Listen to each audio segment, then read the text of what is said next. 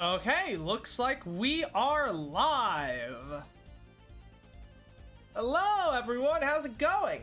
So, before we get started on Apollo Justice, I want to talk about Fallout for a second.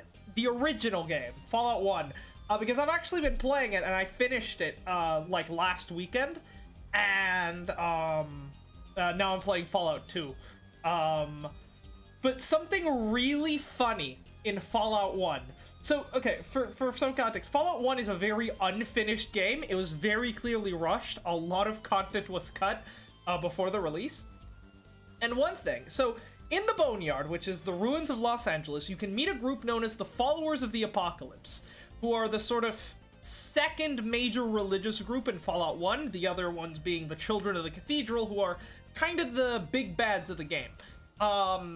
And they run like all the hospitals and everything to try to like convert people. And the followers are essentially trying to take over from the Children of the Cathedral, because the Children of the Cathedral are evil. And there are two possible endings for the followers, because all the different like major factions have different endings that you can get based on your actions, right? One ending is that they get destroyed by the Children of the Cathedral.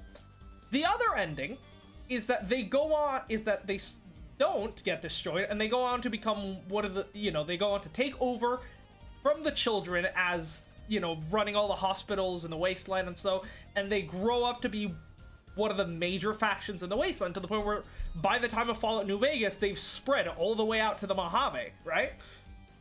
So that's the canon ending. The canon ending for the Followers of the Apocalypse in Fallout 1 is that they survive and they grow on to become one of the biggest factions in the Wasteland. But you can't get that ending, because in order to get the ending, you need to complete a quest in which you root out a spy from the Children of the Cathedral within the Followers of the Apocalypse. And you can start that quest, sure, you can talk to the quest giver, you can get the quest, it shows up on your Pip-Boy, but you can't complete it because they never implemented the rest of the quest.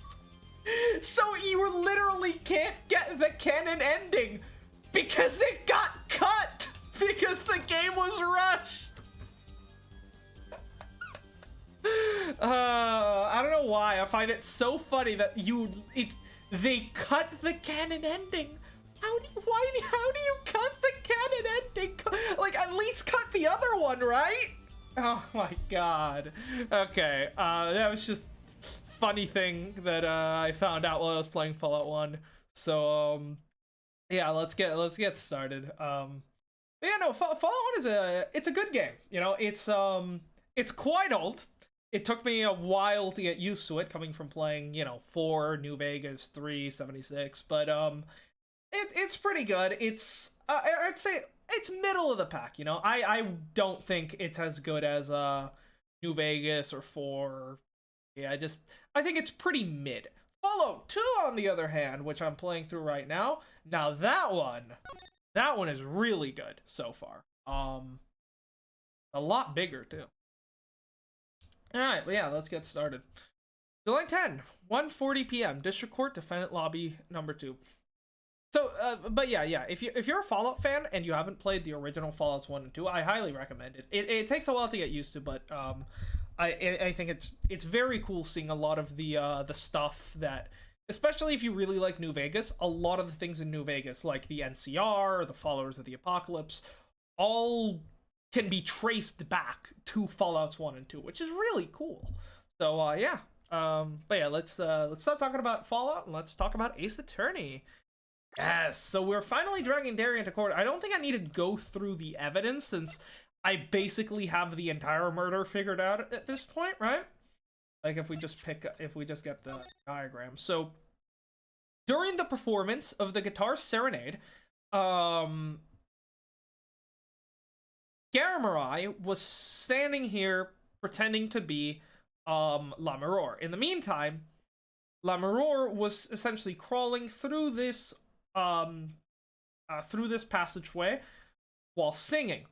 As she arrives as she's passing above the dressing room, Darian tells Machi Tabaye to activate the to activate the device that lights Gavin's guitar on fire to set up the whole murder sequence using the lyrics of the song. Then he shoots Latouche, Romain Lettuce.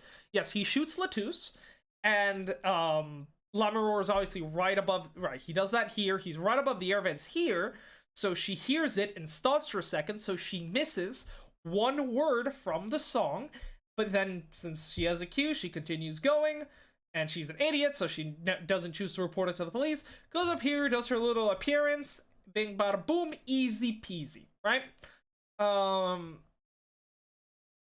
After that, Darian likely uses the speaker system to play the sound of a bullet being of two bullets being fired during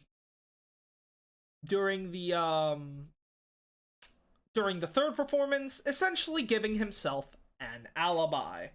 So yeah, that's basically it. I suppose the only thing we got is the motive. Obviously, Darian was trying to get his hands on the cocoon, which he was going to buy from he was going to buy those from Machi, and of course Latouche was there to stop it, so he had to end him. But yeah, as for why he wanted the replica, I think it's the judge's son, but I'm not sure. It could be like someone else, but I think it's the judge's son has incuritis, right? According to the newspaper. And yeah, I assume Darian was trying to get that to cure the kid. So noble goal, but a man is dead, thanks. Let's get to it. Apollo, I can't believe it. It really happened during the second act? And right in the middle of Lammermoor's performance. As she went in that air vent. That switch and the flaming guitar. You link it all together, that's what you end up with. I knew you had what it took. Oh, hot! How long have you been standing there? Where were you this entire case? Ah, Daddy! Mr. Wright? You believed in me? Not really. Huh? I just thought that'd make a cool entrance than say, hiya. I don't even bother hoping. What do you mean lately, Daddy? You haven't been coming to the office at all. Ah, sorry about that, Trucy. I'm on a secret mission. Secret? You mean like, you're undercover? Like Mr. Latouche, only shorter and not as well dressed. No, what if you're shot too, Daddy? Oh, would I do such a thing like that to you? Anyways, I'm off for a while again. Huh? You're leaving? One thing before I go. What? Good luck. Right. Is that all you came to say? I think you have things pretty much under control. You'll get Machi to buy you off the hook, no doubt. Yeah, but you're after that detective, aren't you? Arian Crescend. It won't be easy proving he did it, especially not under the current court system. Current court system? What did Prosecutor Gavin say during the trial? Your case is based on one fragile assumption, namely that our Diva Divine is telling the truth. But what about all the proof? The brooch and the switch? A piece of jewelry and a lyrical blunder. There are plenty of other ways to explain these things. The flaming guitar, too. All because you lack definitive proof of their connection to the case. What? And if the sultry songstress is lying, your case melts like butter in a frying pan, leaving behind the faintly singed scent of failure. So what do I do? Like I said, good luck. And be aware that it will be impossible to prove his guilt by conventional methods. Oh, that reminds me. I have something to give you from our detective friend. Detective Sky? Emma? Let's see. This bag of snacks here was meant for me. I'm glad they can bond over their love of snackoos. And, here it is. What are those, Daddy? They don't look like very good snacking material. They were found at the scene. Analysis of the fragments revealed traces of gunpowder. Gunpowder? Probably a firecracker or something similar like what kids are into these days. To simulate the second the gunfire that me and Emma heard. Okay, I thought he used the speaker system, but I guess not.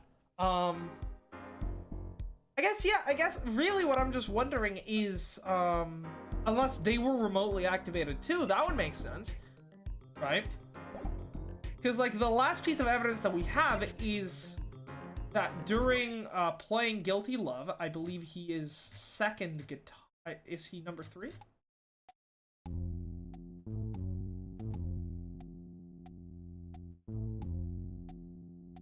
Oh no, this is the Guitar Serenade. Fuck, no, I wanna...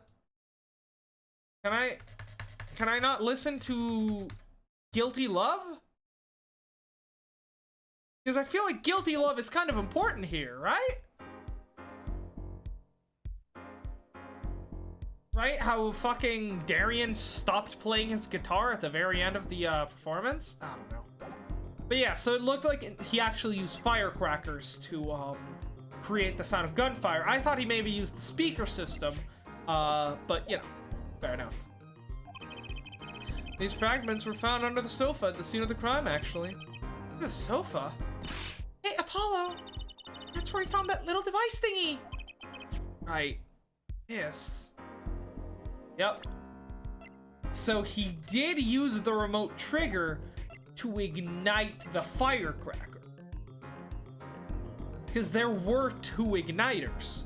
One of them was in the guitar case and used to light the guitar on fire during the second act. The other one was used to light the firecrackers remote. So then, yeah, that does explain why Darian stopped playing at the end of Guilty Love. Because he had to reach into his pocket to pull out, to press the switch, thus igniting the igniter down in the dressing room and causing the firecrackers to explode, which then leads to me and Emma hearing gunfire, running into the room, finding Latusa's dead body. So that explains exactly why he stopped playing, because he was pressing the switch. Which I had suspected that he had pressed the switch. It's why I had actually, like, I believe when I first found the switch, my number one instinct was to say, this is gonna make a gun sound play from the speaker system. But it was a bit more intricate than that, you know? But yes, the switch that we found on the piano does indeed light the firecrackers and cause the gunshot sound. So we were right on what the switch is meant for. I guess I was just wrong on the exact mechanism by which it did it, but you know, we're still on the right track. Finally, some evidence that makes sense.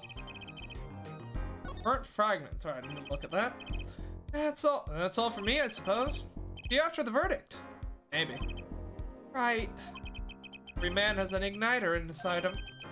Excuse me? Find Darian Crescen's igniter. Set it off. You gotta... I see. And he walked out the door just like that. Just like a magician. Normally. What does he want us to do? No conventional methods? What does that mean? I guess we just have to take his advice and hope it makes sense when the time comes. So, alright, but before we get into the trial, can we talk about what Phoenix said about being undercover and having, like, investigating something?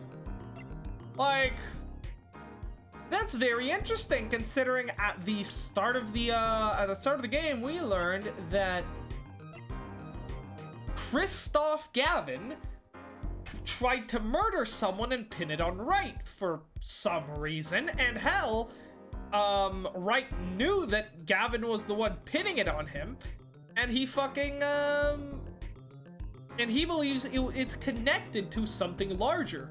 So I'm pretty sure Phoenix is currently investigating something to do with Christoph, and I imagine that's gonna set off the events in the final case, which... Does this game have 4 cases or 5? Because, well, games 1 and 2 originally had 4, but then a 5th was added to 1, and then 3 had 5, so I'm gonna go off of the assumption that we have 5 cases to do, which means, if I had to guess, Case 4, much like in the third game, Case 4 will be a flashback case in which we learn more about the situation surrounding the larger storyline. So I imagine we'll probably go back and play as Phoenix in the case where he essentially, his final case when he stopped being a lawyer. So I imagine we'll actually go back and play that case as Phoenix. And then in Case 5, we'll actually get the whole resolution of the storyline, which will hopefully be better to Bridge to the Turnabout, which was very disappointing. But yeah, let's continue.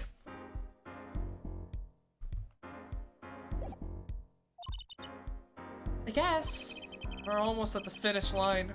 Hang in there, Trucy. Hang in there, Apollo, more like. July 10th, 1:55 p.m., District Court, courtroom number 3.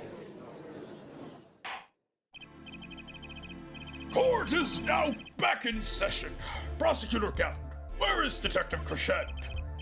In the witness lounge, ready to be called on at any time. Very well. Might I add, I don't believe any of this. Darian was the first detective I ever worked with. We stopped working together when he moved to Criminal Affairs Division 3, but his guitar playing, it fires my imagination. That's nice, but it has nothing to do with the matter at hand. Correct? Oh, I know her forehead.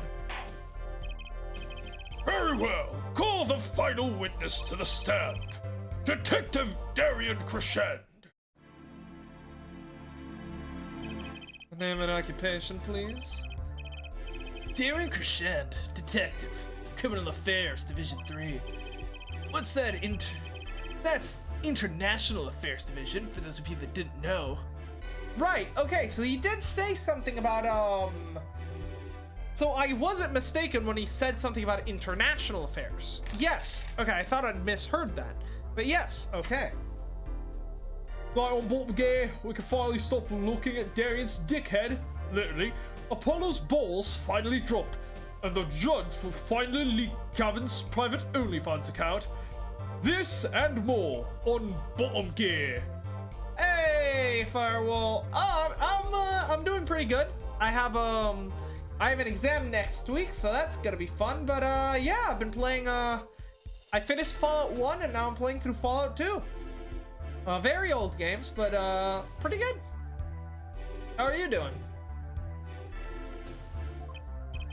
And I'm a guitarist for the Gaviners. Maybe you've heard of us? Do you fully understand the circumstances under which you stand before us today? Yeah, I understand, Your Honor. What I don't understand is how you let this happen, partner. You gave me your word I wouldn't be standing here. The police department has investigated itself and found no wrongdoing. Well, the situation changed, Darian. And don't call me partner. So much for old friends. Yeah, Gavin's smelling the blood in the water. He's distancing himself from Darian. Was really shitty mood this whole week. Oh, glad to know you're feeling better. I see what you're doing, Darian. You're pressing the prosecution. Your Honor, if we could begin the trial. Yes, it's high time we did. Let's hear your testimony. You may begin with your response to Lammermoor's testimony. If in fact you have anything to say about it. Oh, I've got plenty to say. Lying must be a national pastime in Virginia. And wherever you're from, Mr. Justice, huh. Conventional methods are out the window, huh? Here goes nothing! Or like, here goes justice! Thanks, Firewall. Darian's rebuttal. The diva's line played it simple. She's got nothing to back up her story. In first place, she never heard my voice. She forgot the words because she heard gunshots? As if. Did Detective Emma Sky hear those gunshots during the third set anyways? The shooting took place when I was on stage, man. So, you claim Lammermoor's testimony was a lie? Hey, don't get me wrong. I dig what she's doing, trying to protect the kid. She got the court eating vague statements out of her head because she's blind. You go too far, Darian. Look, all I'm saying is, you've got a reliable witness. Why not listen to the detective? Detective Sky. I see. Mr. Justice, you may begin the cross-examination. We haven't wasted any time finding our weak spot. I can't do this with Lammermoor's testimony alone. I have to find some other way to prove when the shooting took place. Smelling blood in the water, Darius decided based on a shark. Stop with the pods. Daga kotowaru.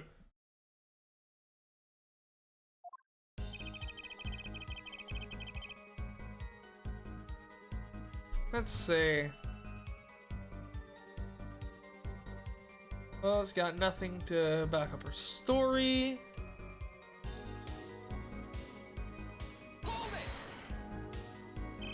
You don't have any proof she was lying. Oh yeah? Kid, you saying I lied? No, I'm just saying, Apollo, glare back at him! I couldn't help it. I flinched in reflex. Detective Crescend. Yeah? What do you want? Nothing? Apollo, chin up, back straight. You're wilting. This guy's hard as nails. He makes Walkie look downright cooperative. Look, there's no way the diva remembers my voice.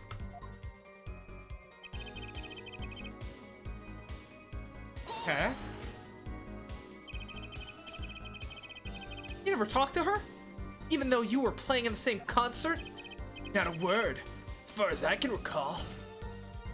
But weren't there planning sessions or something? Gavin took care of all of that himself. Darian wasn't involved in any of the meetings, so there. As you can just go around and remember everyone's voice like that anyway. Only an idiot would believe that. Lammermoor's hearing is very sensitive. She could remember him if she heard him. I'm sure of it. I just can't prove it. And I need proof. Yeah, we can't get up we can't do we can't perceive him, because if we get too close he'll stab us with his hair. What is Apollo gonna do now? His greatest technique getting countered so easily.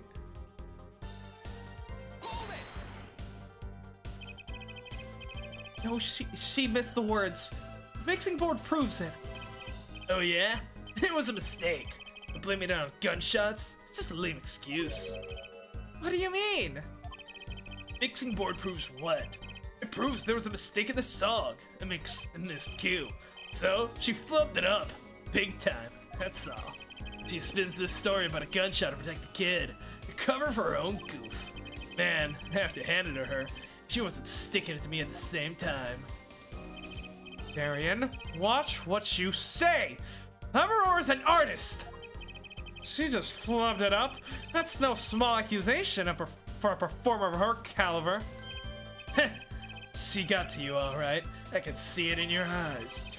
I'll tell you, most of her stuff is so pretentious. It's way over my head. Detecting a rift in the governor's ranks. Anyway, she's too close to the defendant. Her testimony can't be trusted. If you ask me, I'll go with Detective Sky's story at the drop of a pick. The only gun I see here, Darian, is your haircut. Yeah, he's literally holding the smoking gun right now, so to speak.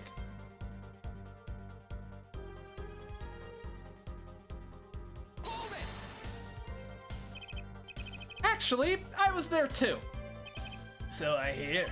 Which means you heard them too, right? The gunshots. Yes, we heard gunshots. Neither I nor Emma actually saw the shooting, mind you. Oh, actually, we never got around to investigating the fragments. We should probably do that.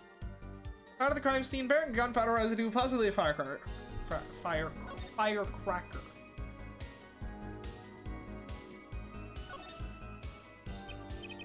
So, you think this was some kind of firecracker? Yeah, one of those noisemakers. Like, you shoot it off on New Year's. Did you know that in China they used firecrackers on New Year's to scare off evil? So it's kind of the same thing. Really? I had no idea. Well, did you know this? It takes more than 500 peanuts to make a 12-ounce jar of peanut butter. At least my suspect it's something to do with the evidence. Yeah, so not much to see here. It's just gonna be the case of, this is what caused the gunfire, right?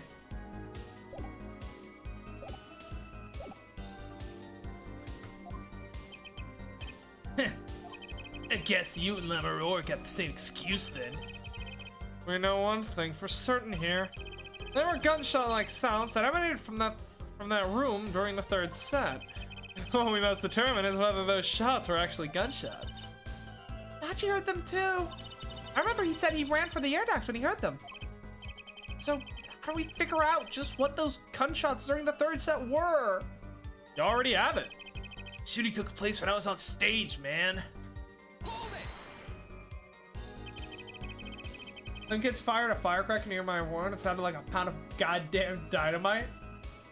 Yeah, some firecrackers can be really powerful. You should never put them in a small space. Like, because that will cause a lot of damage. And what could have been? That could have been what the shooter wanted us to think. I'll tell you what the shooter, that kid, wants you to think. He wants you to think that Diva heard me in that room. I'm back to relying on Lamore's testimony. As much as I'm enjoying the Darien and Forehead show, there's no need for such tempers. Don't make us into some comedy duo. Does this mean Gavin and Darien show's cancelled? Neither of your claims can be proven, nor disproven. We'd argue for days like this and get nowhere. Prosecutor Gavin is quite right. The court will hear no further discussion on this topic without new facts. New facts, huh? He's pretty eager to paint Lammermoor as a liar, isn't he? Yeah, because of her testimonies. Because her testimony is basically her entire case. This is tough. So, what do we do? I've got a few ideas. See, to find another way to prove it didn't happen the way he says it did. Alright, so presenting evidence is gonna be what we have to do. Woo! Alright, let's get to it. Diva's lying, she's got nothing to back up her story. I mean, fair enough. Can't really say anything there. You never heard my voice.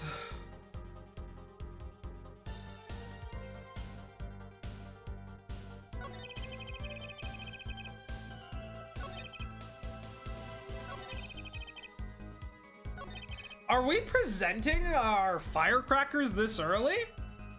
I feel like we're blowing our load too early on that one, right? Let me just press real quick. Thea's there too.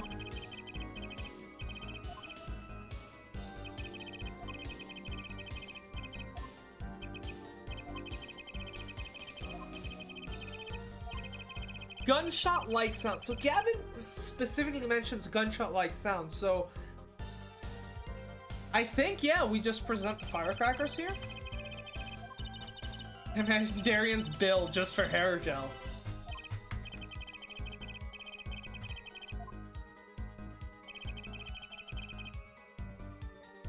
I mean, he probably makes mad bank with the Gaviners, I'm guessing.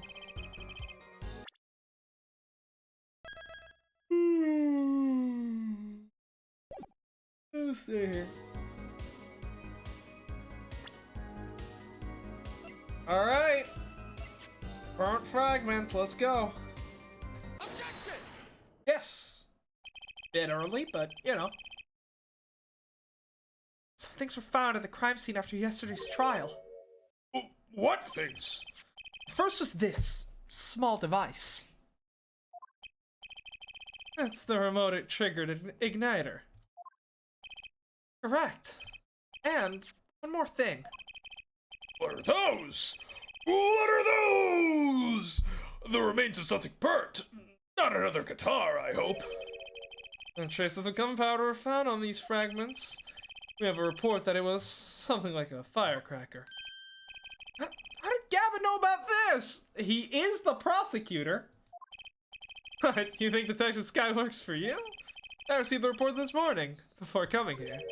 That's when I made my decision, actually. What decision is this, Prosecutor Gavin? I registered Darian as a witness in today's trial. Just in case. God damn, I really like Gavin. He's actually fucking on top of things and smart. Unlike someone I know and have faced in this court before. Mr. Justice, your Jordans are fake. What? No, Judge, these are real. You will incur a penalty for making a mockery of Michael's name. This raises another possibility. Those gunshot-like sounds during the third set could have been 2 firecrackers ready to go off by remote control. You got an active imagination, don't you? You shouldn't say every little thing you think. Your explanation there seems a bit too convenient for me. How so? So, you're saying these firecrackers just happened to go off right when 2 witnesses came walking by? That's right. Gary was out on stage when it happened, Apollo. How would he know someone was backstage right then? Firecracker goes off in the forest. There's no one there to hear it. You get my drift? I go through the trouble, man. How to explain this? You may not look it, but Darian is a gifted detective. Show any weakness and he's sure to find it. He may not look it, partner. Gee, thanks, man. That reminds me. I happened to pass through that very hallway several times that day myself, and I saw something odd there just before the third set. Something odd? A headset. Kind all the band of staff members were wearing. Yes, that was what I was about to say that. We found the headset lying on the ground during the when we were investigating the first day. We found the headset lying on the ground, and Gavin said, I believe, that it had been there before the show started. So obviously this is the so Darian simply had to have the headset on while he was on stage, then wait to hear someone approaching the room, because the headset would, you know, likely pick up conversation, stuff like that. So he hears that someone approaching the room, and then he reaches into his pocket, hits the switch, and that sets off the detonator. Pretty straightforward. Didn't you just complain that Gavin is just as dumb as Gatto? Did I think I never said that he was as dumb as Gatto. I didn't think he was as smart as Edgeworth. I think my complaint is that specifically during the second case, right, during Turnabout Corner, he did nothing. Like, you could not ask me to recall a single thing. Like, I remember things that Edgeworth does, right? Fucking updated autopsy report, helping Phoenix out with the producer, helping Phoenix out with Red White, stuff like that. I can remember things that that Von Karma did. I can remember things that Gatto did because they were idiotic. But I don't remember a single thing Gavin did during Turnabout Corner. And that was a few weeks ago that we played that one, right?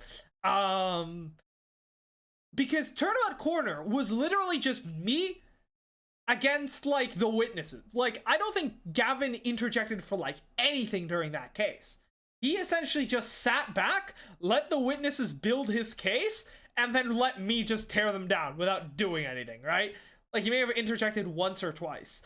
But, like, so I said that he was basically doing nothing, but no, in this case, he's actually been pretty good. He's actually been pretty good in this case.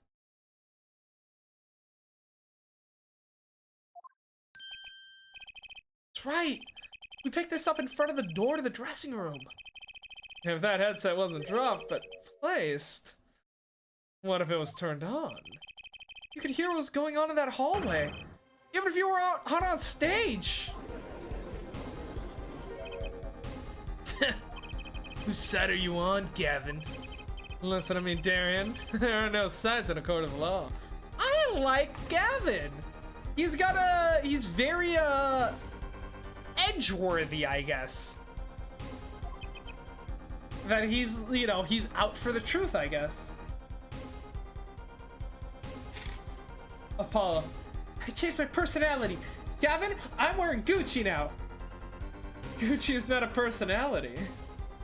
Hey man, you can't insult an entire culture like that.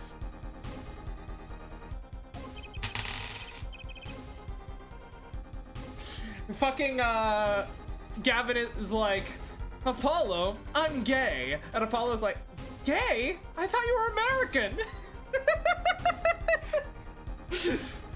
Which is why I now turn to you, her forehead. I have a question for you. Huh? For me? The igniter and the burnt fragments that were found at the scene of the crime. It's certainly a possibility that they were part of the ruse to fake the sound of gunshots. Throw the headset from the hallway into the mix and he could fabricate an alibi. But we're still no closer to proving anything. Those gunshots might have been real or fake. We can't say. You've raised the possibility that the gunshots heard during the third set were faked. Now you need to prove the other half of the case. The other half? Look, I'll just tell him. He wants you to prove the thing went down to the second act, while our little piano player was on stage. That right, Gavin? Indeed. If I can't prove that. And to continue this cross-examination would be pointless. Well, Mr. Justice, can you prove the crime took place during the second set?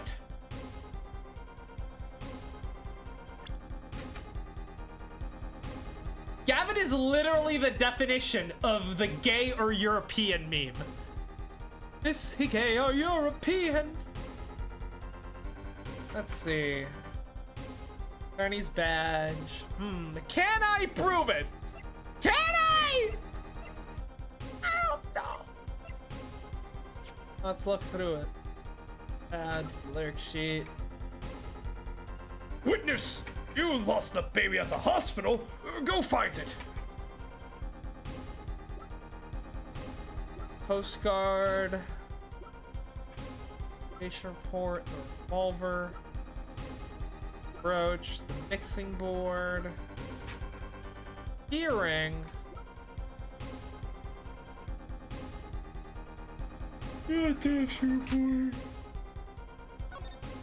No, because the fucking shooting time is still under review.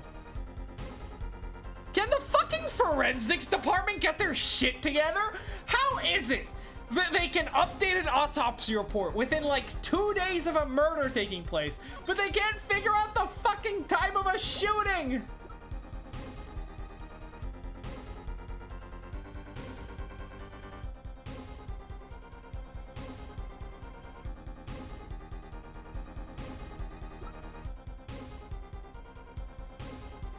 Have I slept well?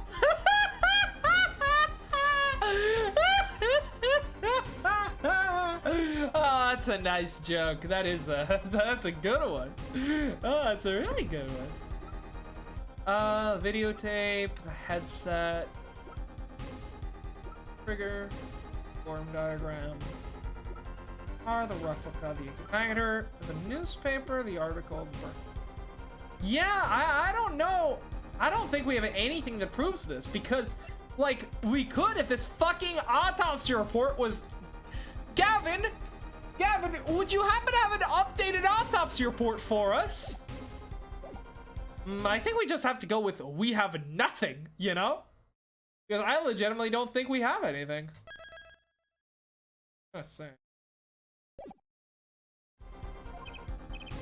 Yeah, I think. You better know, Apollo, otherwise we're through. It can be proven. You make it sound like someone else is gonna come along and do it for you.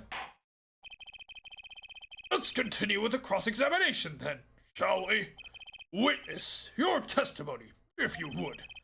This isn't going to be easy. I need some decisive proof, and fast. You ready, kid? 'Cause I am. Maybe you lost it in Darian's hair? It is possible. The shooting took place during the second set. You're so sure. Let's see your proof. Gunshots heard during the third set could have been... What? To kind of set up? I've heard that one before. We need proof, Apollo. We need to prove that the shooting took place during the second set. You know how to do that? I'm all ears. Maybe the gunshots are key after all. What do you mean? Yeah, okay, so I want to check the mixing because I remember that in the past I checked the mixing board to see if we could hear gunshots during Guilty Love, but I want to see if we can hear gunshots during the Guitar Serenade. Right, I mean, that's a pretty big revolver. It should make a pretty loud sound. Lost System was much more organized when Edgeworth was around. I'm not sure about that one, Chief. Alright, so let's hear all the tracks individually. Or actually, which one's the... Yeah, let's just hear all the tracks. This is percussion.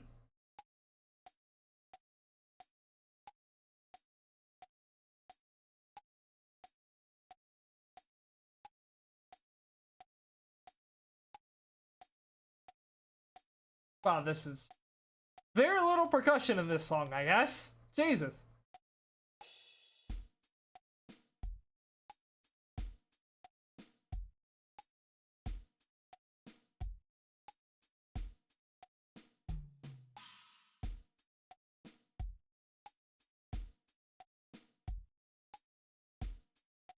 I'm not hearing anything.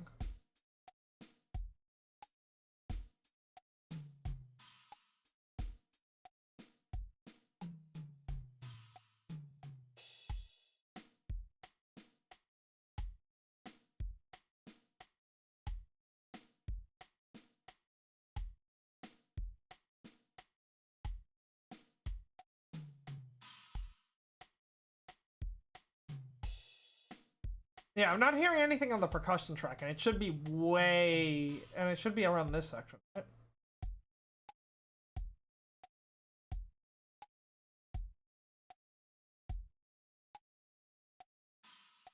Oh, see, Edgeworth threatened all the forensic guys with salary cuts and they didn't hand the reports back to him in time.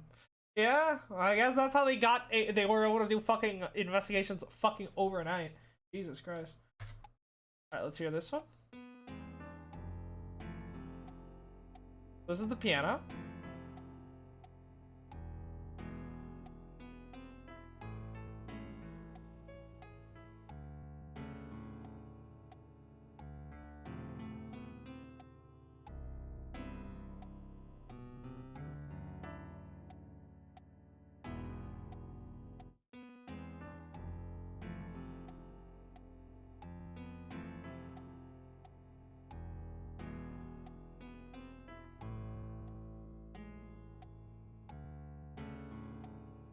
I'm looking for a spot where maybe the piano messes up.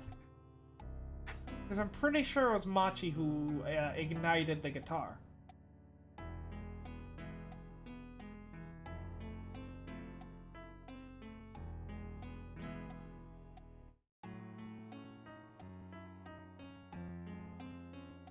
That was odd! That was very odd. I'm gonna need to re-listen to that one.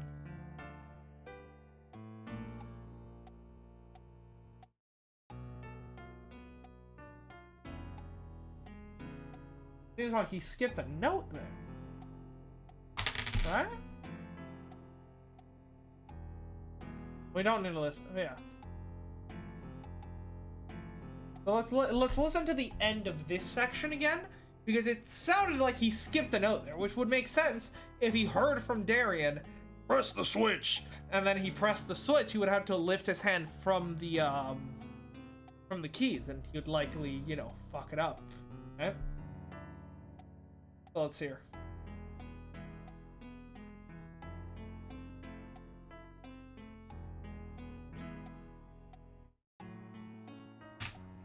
Yeah, that sounds pretty good. But let's hear the other tracks just in case. So yeah, now I'm pretty sure it's over here. This is bass guitar.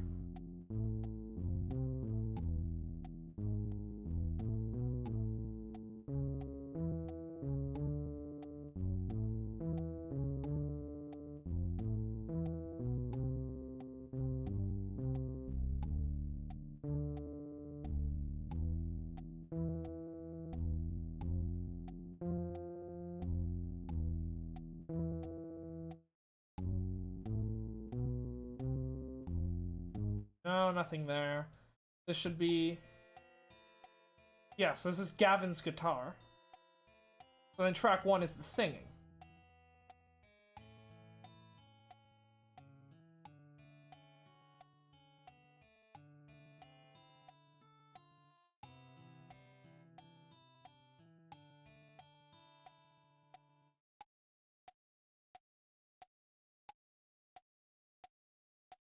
Is this when the guitar catches fire?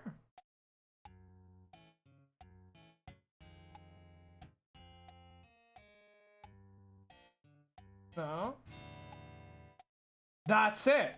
Okay. So the guitar catches fire right here on the track, right?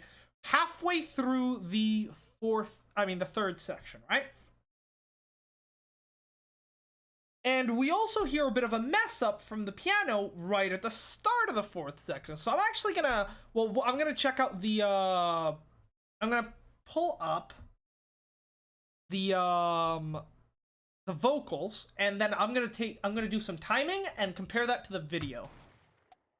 What? I'm sorry!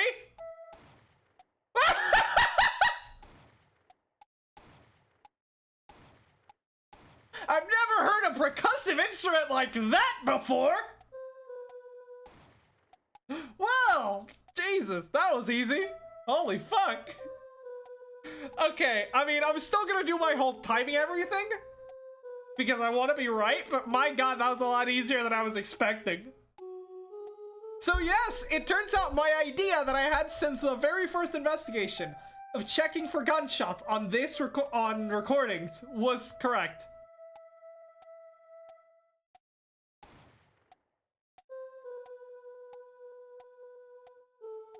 That was one gunshot.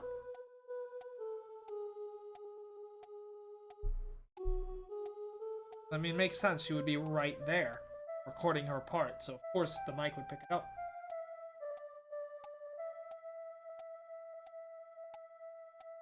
A banjo is just a shittier guitar.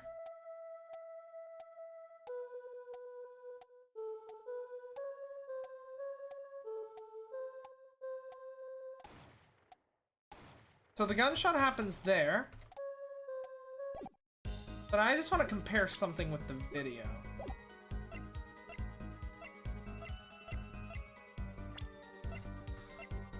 Videotape. This guys, just hold up the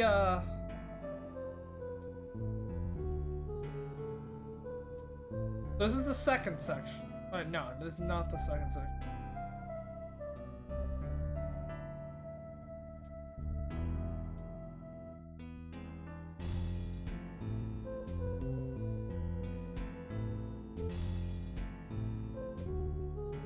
So it should be at the start of this next video clip. Let's see if we can hear it.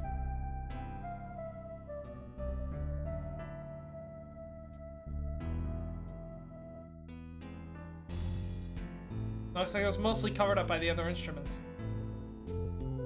So yeah, that's when the gunfire happens.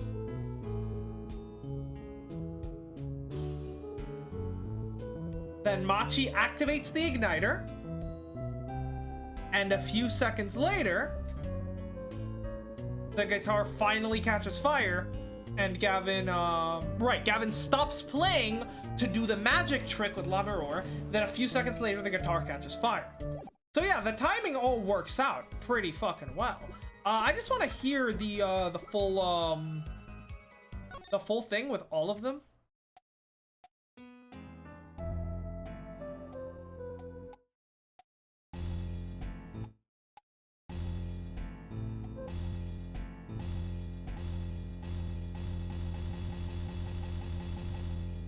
Where's the gunshot?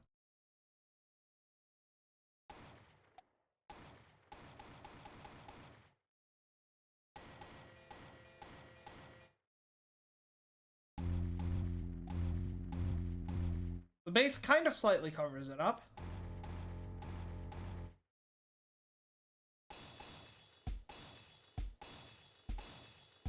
It's those fucking it's those fucking drums. The drums cover up the gunshots perfectly. Incredible.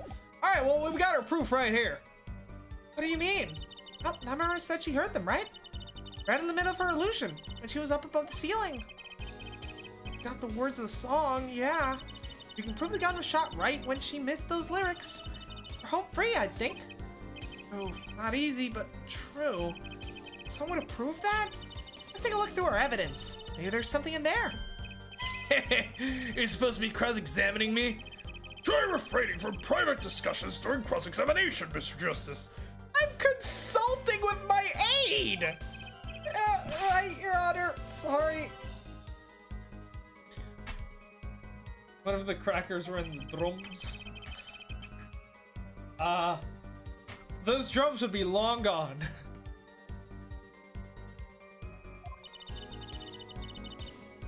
Is Igor Paint Lammerhurst's a liar, isn't he?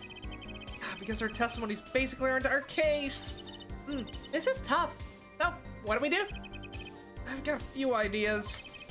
Just need to find another way to prove it didn't happen the way he says it did. Yeah, I've got your proof right here, you old bitch ass.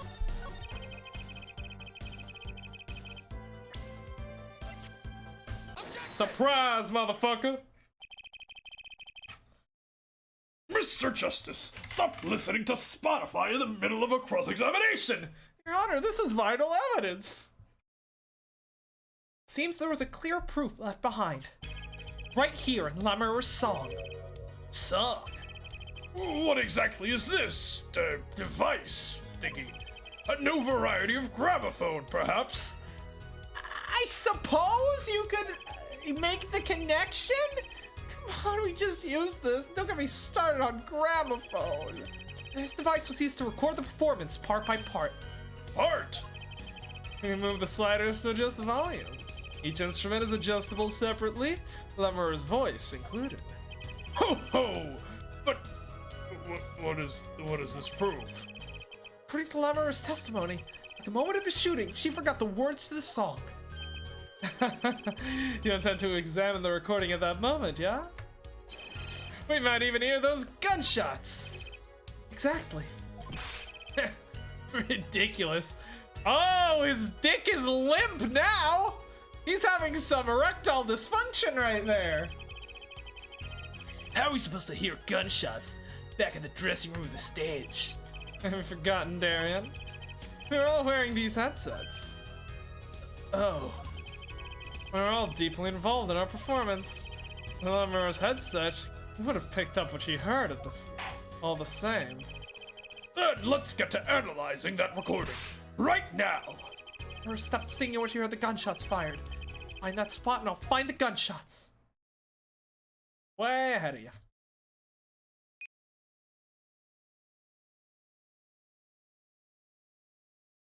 Locate the gunshot.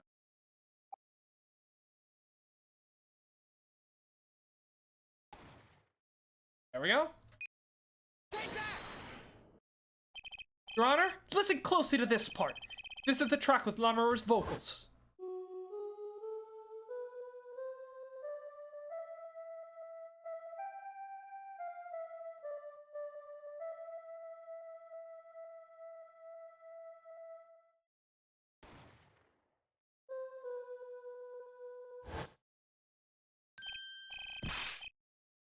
Did I hear? Why? It sounded like a gunshot!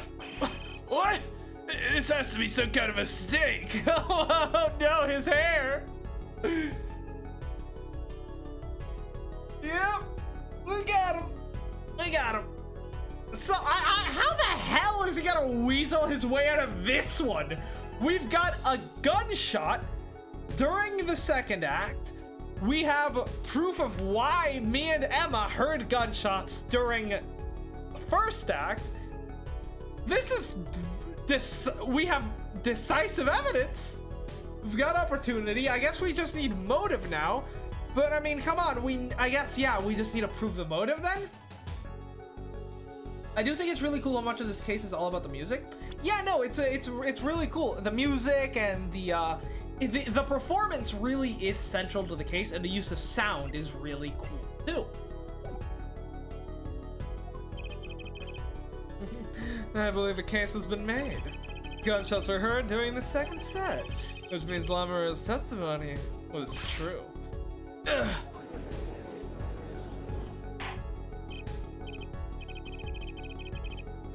Is Darian a Gura cosplayer?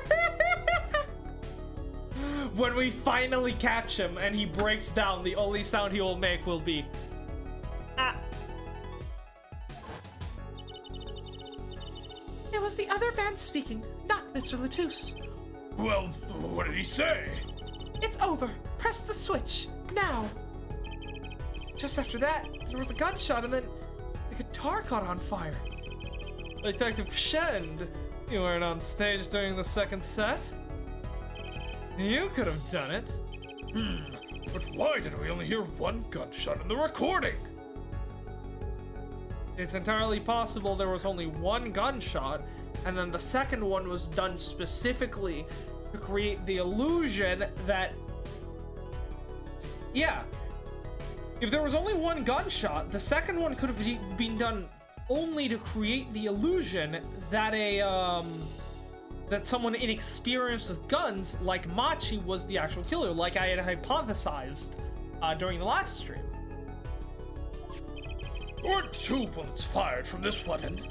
Amara was moving through the air vent, Your Honor. She must not have been close enough for her mic to catch the first shot. But then as she passed over the dressing room, gun fired again, and Mr. Latouche's life was taken. Well, Detective Crescend. Once again, I am reminded of something. Our performance that day. Your performance? Seeing the mixing board jogged my memory. You were there too, her forehead. Right, how Darian missed his cue at the end of the third act. Mr. Justice, what are these VTubers you keep talking about? And why do I feel the need to donate money to them? Oh, what is it with today? Problem after problem. Acting. My hawk won't start. My guitar case is busted. Guitar's been burned to a crisp, and to top it all off, someone's dead. And then there was that performance just now. What was that all about? This part is off. Which is that second guitar? It was you, Darian. I thought it strange at the time.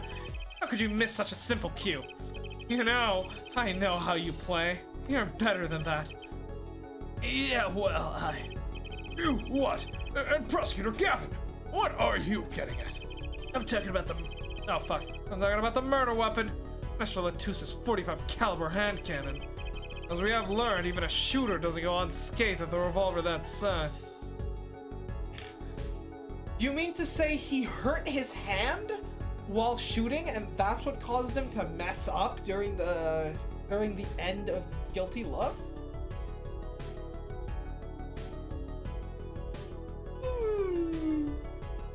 I mean, yeah, it is a possibility. Very much so. Your kickback is enough to dislocate your shoulder, if you're an amateur. Wait, his playing was affected because he hurt himself shooting the revolver? You're forgetting something. Yes, Detective Crescend? I'm a trained police officer, you know? I've had firearms training, plenty of it. I'm no amateur. The standard sidearm issued to the police officers is a 35 caliber weapon. A much tamer beast. Some murder weapon belonged to the victim, Mr. Latouche, which suggests there was a struggle between the killer and the victim, which obviously Machi couldn't have won. So, the killer might have not been holding the revolver correctly when he fired. Is that what you mean? The thought had occurred to me, yes. Judge, you really thought a kid could shoot the gun when a grown-ass man almost killed himself with it? Not to mention that, but also wrestled the gun away from Latouche, who was like 3 times his height. Detective Crescend! I want to ask is, what's Mr. Sleeves rolled up ready for action has to say? Hey you, attorney. Eh? Exactly which piece of your evidence is decisive again? You got a little noise on that tape, could be anything. You have an alleged guitar cue miss during, and you have an alleged guitar cue miss during a 45 caliber, due to a 45 caliber kickback. I wait for this case, Gavin. I really do. You can line up your little weak piece of evidence all you want. I didn't shoot that manager. That's the obvious truth. The witness has a point. No, he doesn't! No, he fucking doesn't! The defense's arguments are, while persuasive, not decisive. That's pretty fucking decisive! It's a gunshot! It's a recorded gunshot! You were gonna convict Machi based off of an alleged gunshot that some fucking snaku addict had heard! We have audio recording of a gunshot! Ah!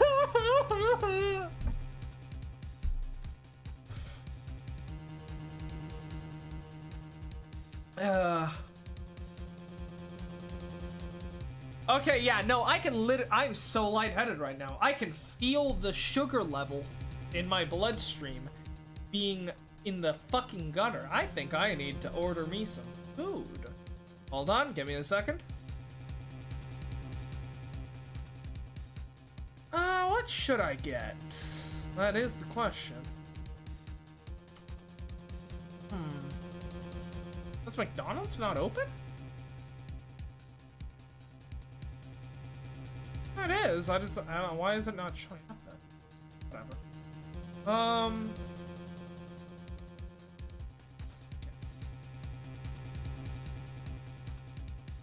Let's see.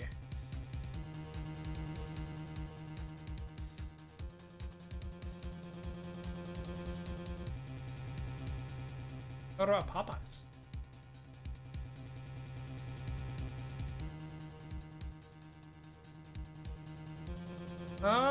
Looks like Popeyes is closed today for some fucking reason. Alright, yeah, I'll go with McDonald's. It's the classic. 20 piece. Yeah, I'll have it like, I'll have a 20 piece with fries and Coke. That seems like it'll, that should get me through this trial. Easy. Easy. Where are drinks?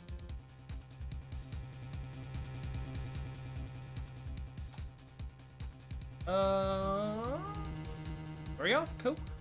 Make that a large. Okay, large Coke, 20-piece nuggets, large fries. Yep, perfect.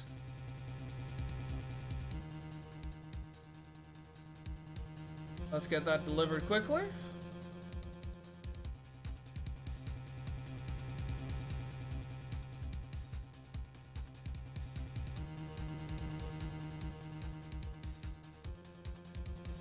Alright, that should be here in about 20 minutes. Alright, what did I miss in the chat? Judge, did Darian blackmail you with the fact that you look up Gavin's OnlyFans?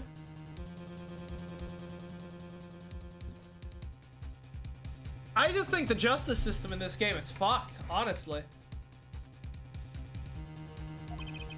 I believe we should hear what the witness has to say in response to the case so far. Your testimony, please, Detective Crescend. Tell us your reason why you couldn't have done it. Proof of innocence. Yeah, I'm sure this is gonna be very convincing. Come on! Why would we even want to kill the manager? Yep!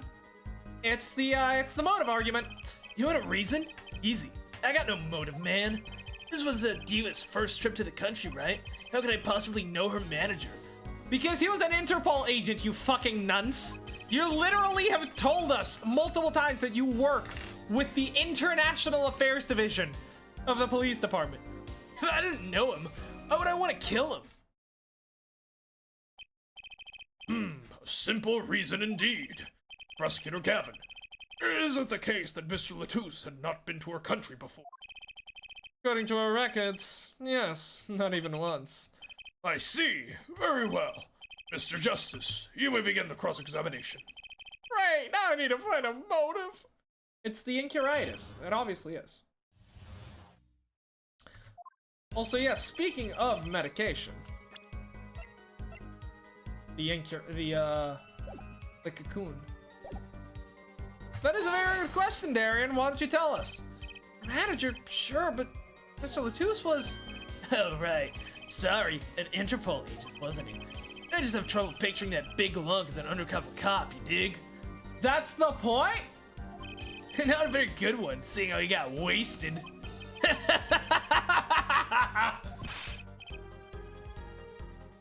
Losses in this game screwed up?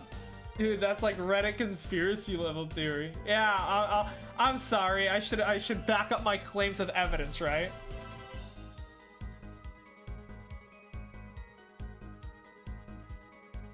Let's see.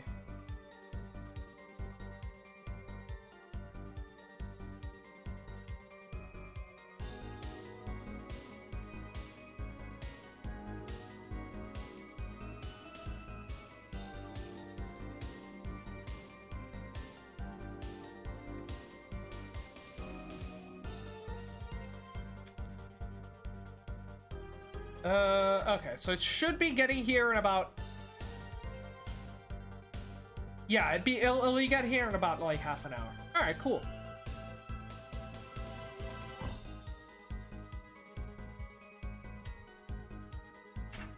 It's cold, dog. Not that it matters either way. See, I had no reason to kill the man, whatever he was. Ooh, PokeTube! I don't think I've seen you around here before. How's it going?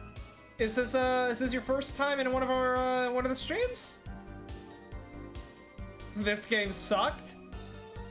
Are you being sarcastic or not? Considering you have a Phoenix profile picture, you're clearly a fan of the series, right? Sure you don't, buddy. Sure you don't. But that's the same for Machi. No motive was proven for him. Come on, travel around the world with that old fart. He had plenty of time to come up with a motive of his own. You can't just say, yeah, he probably have a motive. Let's just leave it at that. You have to actually argue what the motive is, you dunce. More than I sure did. I mean, think about it.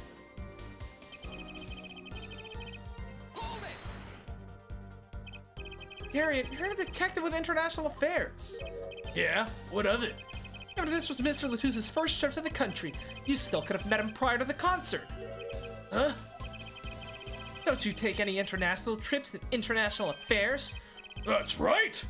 Well, Detective Crescend!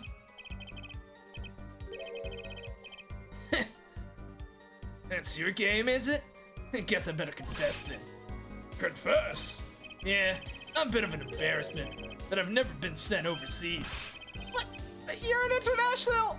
See, me and Blaine's got a difference of opinion. We don't like each other much. My condolences, her forehead, but he is telling the truth. He's never set foot outside the country, I can guarantee it. As it turns out, my division has plenty of work to do locally as well.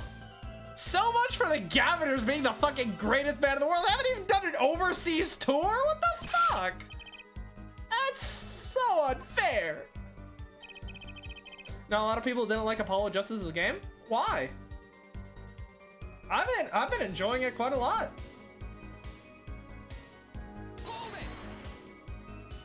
So, you didn't fraternize with him at all during the concert? Fraternize? I don't think we exchanged a single word. As if anyone would want to talk to that old Eastern blockhead. Oh, that's clever. Now the ladies, it's a different matter altogether. So you see.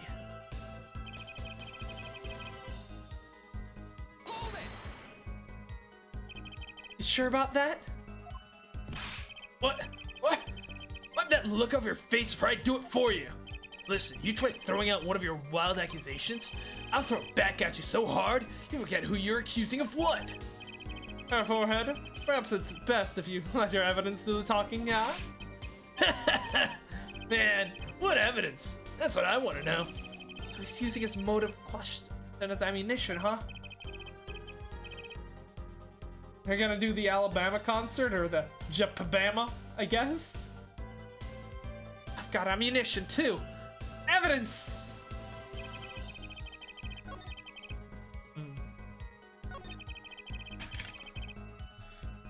Alright, how's the food looking? Yeah. Still being picked up. Alright. Yeah, let's see.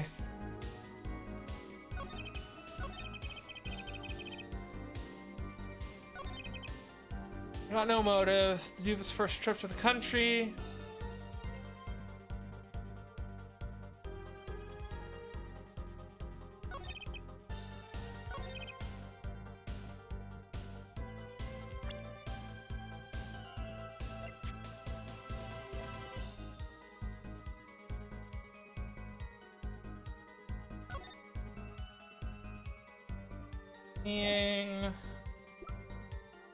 Station report, revolver, brooch, mixing board, keyring, autopsy report. It has to be the it has to be the Incuritis, right? You have to be the buyer. But I feel like that. Can we really make that connection this early on? Suppose so. I don't. Alapan?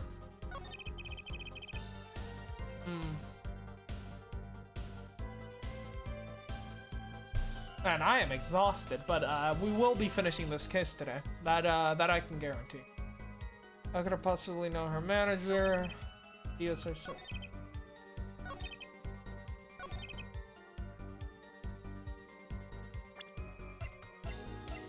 Alright, I'm gonna present the Incuritis cocoon. Yes! Oh, thank God, when the music stops, that's such a good feeling. Your Honor, take a look at this.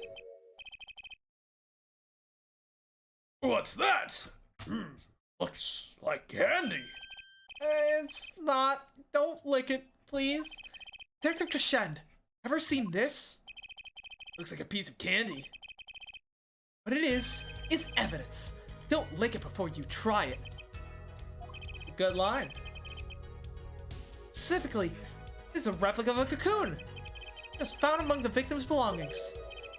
A cocoon? Oh. Yep, okay, my order is being picked up. It's on the way. Cool. So...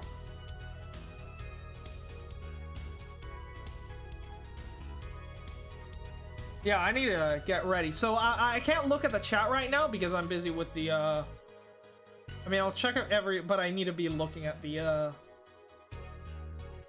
I need to be looking at the food to see if, you know. A cocoon? I've never seen one that color. It is a variety only found in the Republic of Virginia. Nowhere else. Alright. What is this cocoon replica doing in my courtroom? Surely this has nothing to do with a motive for killing Mr. Latouche, does it? No, wait. I mean, I think it does? You don't sound so confident, man. A cocoon? Is it one of those silky cocoons? Or the kind that you can make, well, silk out of? Not this one. This cocoon makes a powerful curative. A curative? For what? Apparently, it is the most efficacious at treating a disease thought uncurable. It's the only medicine of its kind. However, it is illegal to take one of these healing cocoons out of Virginia. Whatever for? If it's such a miracle cure, why not share with the world? They're a bunch of selfish bastards, that's why. That's what I've been wondering. I looked into the matter at some length. Apparently, it isn't difficult at all to manufacture a remedy from the cocoon.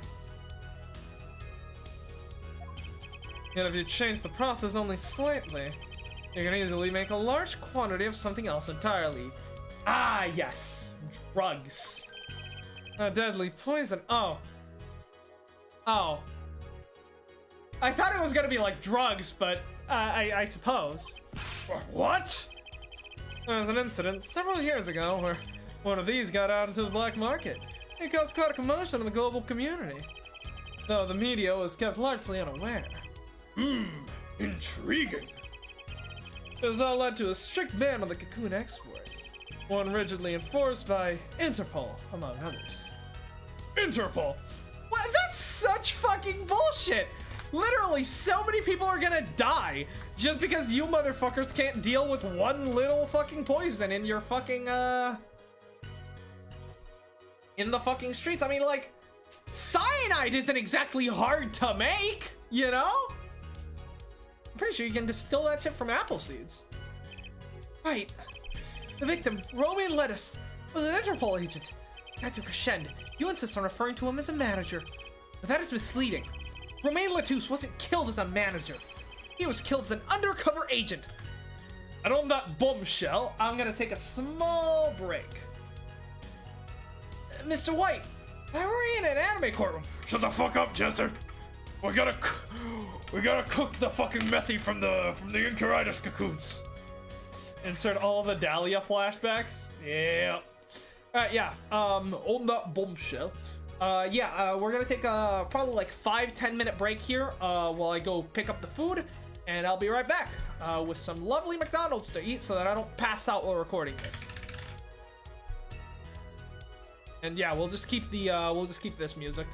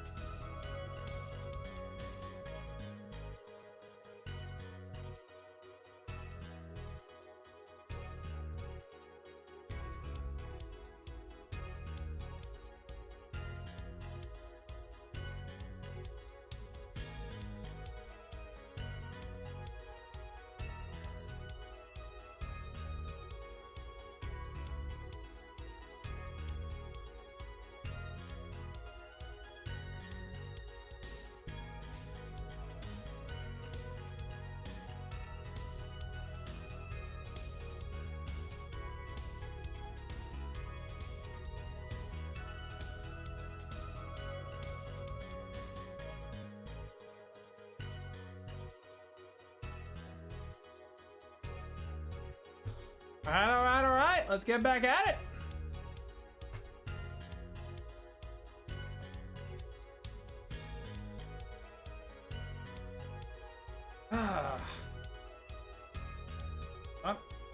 It was, it's raining, outside. Not great, but, we got the bag.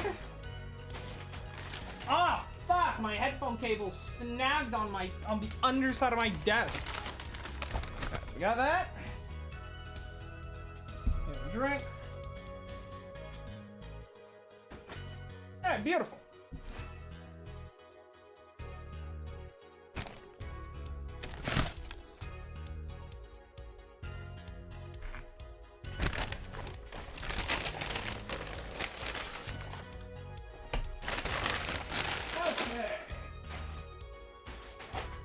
Let's get right to it. Let's get back to it.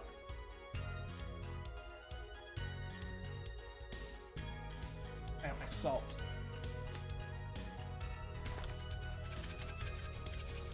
The one issue with McDonald's fries, a lot of times they don't have nearly enough salt.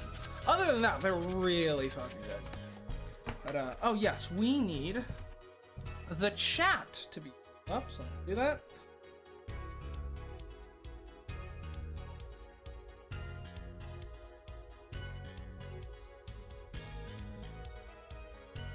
Alright, yes, now, continue.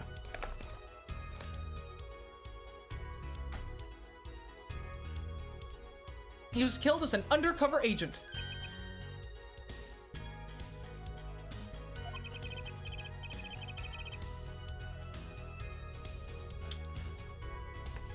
So, I was trying to smuggle that gumball into the country? Yes.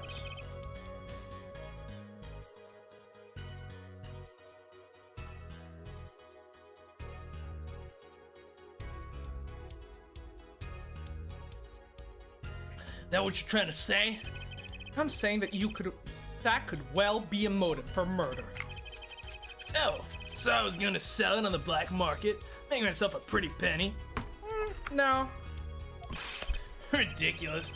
I mean, totally unthinkable. Unthinkable, you say? Why? Perhaps it's time for another testimony about this smuggling of cocoons business.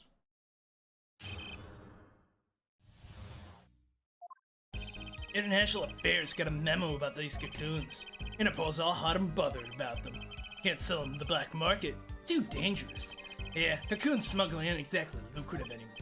Man, I'm in International Affairs. I know the deal. Yeah, well, you weren't smuggling it. You wanted to use it on the kid who has Incuritis. Interpol wanted these cocoons bad enough to send Mr. Latouche undercover. You kids think up the craziest things. No way I'm gonna risk life and limb.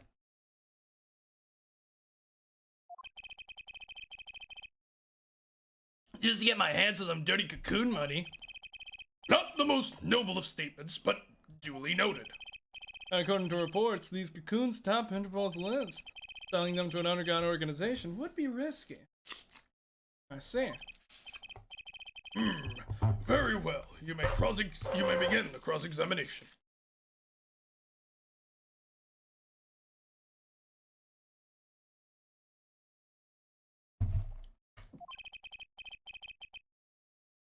It's the only motive I've got.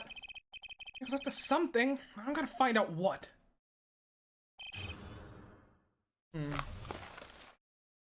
Let's see.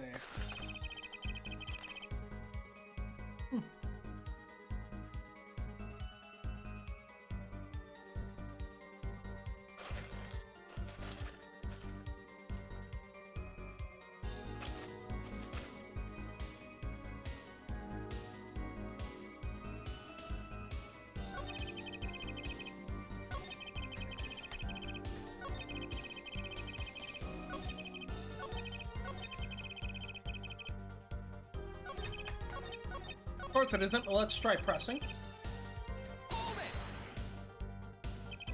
That memo. That's how you knew about the cocoons? Oh, nice one, nice one. I'm running scared now. You had to know about the cocoons to plan this. Just how? Well, code are these cocoons? I'm embarrassed to admit it, but I've never heard of them. Well, not everyone knew about them, not their use. My reports indicate that there are ongoing efforts to control information about the cocoons. Most people only know they're illegal to export, that's all. Then I've nothing to be embarrassed about after all. You could say people like me who know about them are in the minority, yeah. That includes everyone in international affairs, man. And everyone in Interpol, too, for that matter. Yeah. Okay. Well, yeah, but you weren't actually trying to sell it on the black market.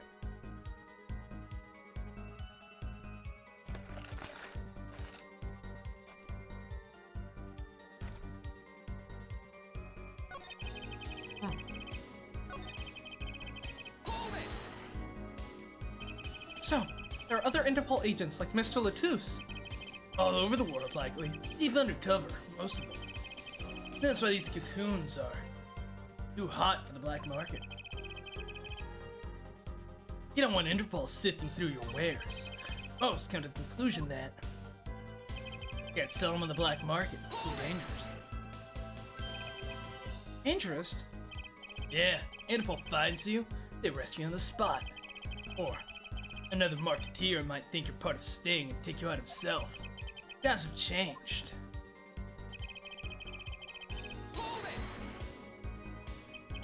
What did Scar City drive up prices? Yeah, and attention. Every gangster and his brother would want a piece of that action. They'd turn your forehead into Swiss cheese before you say objection. Maybe we could get them to cut his hair, too. Who's on trial here again?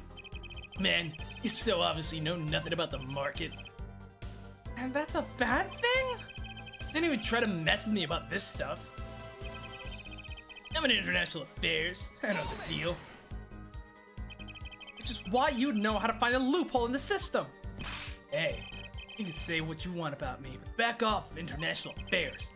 There ain't no loopholes, okay? What do you think we are, Boy Scouts? Listen, I was trying to... Down, Darien. It's as you say. There are no loopholes, at least in the case of these cocoons. International Affairs, Interpol, and Virginian Customs are all watching. See? We know what we're doing. Not like some yipping little doggies that lap up every word that diva says. But I oughta.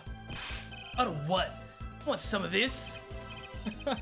Chill, both of you. Let's do this cool, yeah? I love how Gavin is just babysitting us. Screw cool. I want this guy's head on a stick. Jesus.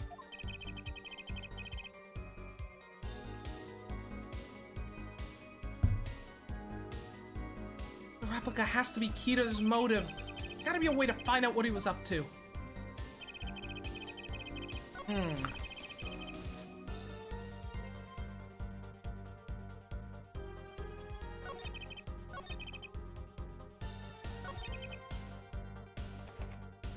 So what do we counter here?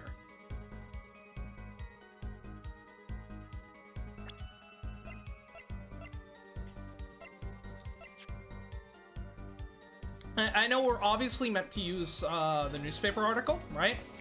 Because that provides the reason why he actually wanted... Oh, the Chief Justice's son, not the judge. Okay.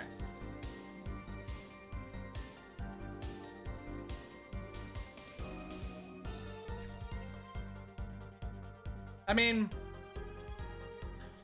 it has to be the article. I'm just not sure what to counter with it, you know? Let me save real quick.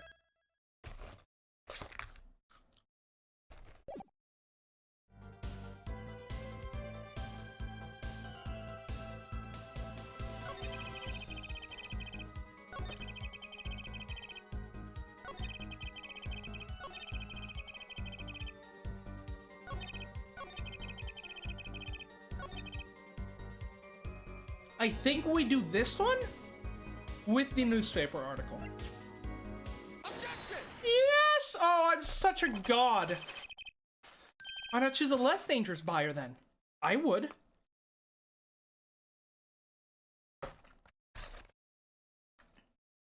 Tell him, Apollo. How clueless are you? Everyone in the market's dangerous. Second they found out I was a cop, I kissed my keister goodbye.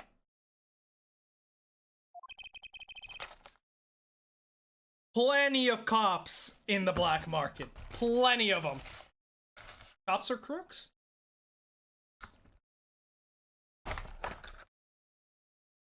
The biggest gang in America. How about someone like this? That article, that's about the Chief Justices.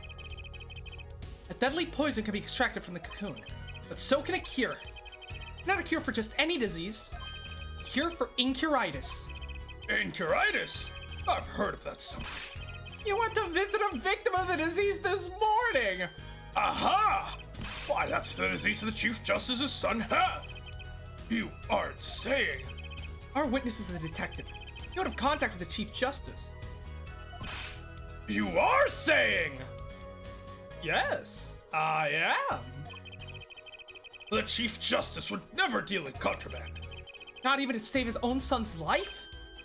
But even if the deal went through, why, it'd be an international scandal. It will be. Will be. That's Detective Crescen's insurance. Word ever got out, the one with his neck on the line would be the Chief Justice. Detective Crescend, is this true? First I'm a murderer, now I'm a smuggler. How many crimes are you trying to pin on me anyways? Distasteful as it is to think about, if the Chief Justice were the buyer, why, a seller couldn't hope for a better deal. A very cowardly seller. Don't let sleeves over here trick you. So I made the deal with the Chief Justice. Where's your proof? Well, Oh, yeah, you're forgetting the other important thing. do tell. Interpol isn't the only ones out there watching this. Virgin and Custom barely sleeps. They're so worried about the cocoons getting out. So we were informed. Let's continue with the cross-examination. Damn it.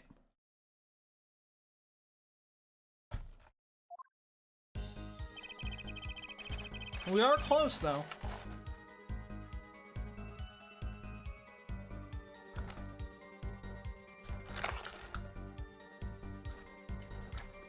So, can we talk about how the issue of Machi's motive was never brought up during the earlier court proceedings, but now the second that we're trying to pin this on Darian, now we have to present a motive? Fucking hell. Very thorough. Everything gets checked. Are they now? Just how strict is this customs check?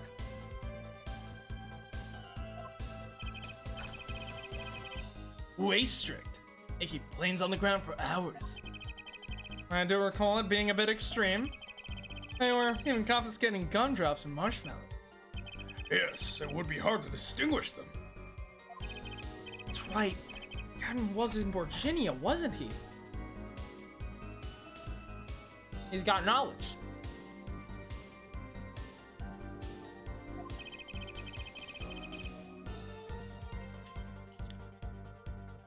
I remember setting up the metal detector several times. I had to practically strip naked to walk through. Here's a travel tip for you, Gavin. Leave the bling at home, you glimmerous fop. Your possession will get you arrested on the spot and sentenced to death. Hey man, if there's a way to get cocoons out of there, I'd sure like to know. That has to be the key to his motive. There's gotta be a way to find out what he was up to.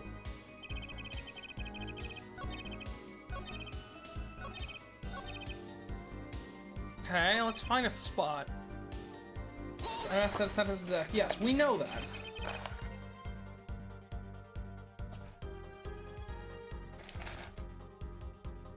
That's pretty extreme.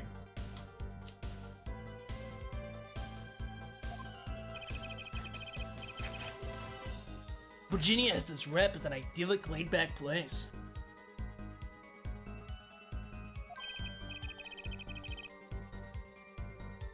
Truth is, they're beyond hardcore with security.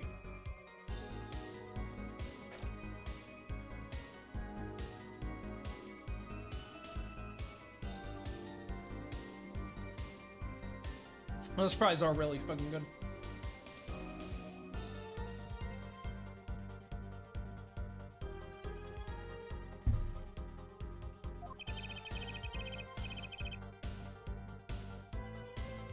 The Republic of Virginia is a pleasant, peaceful country.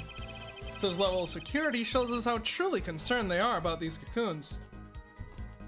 They're sentencing people to death for trying to cure their loved ones who are gonna die. I would not call that nice and peaceful, you know?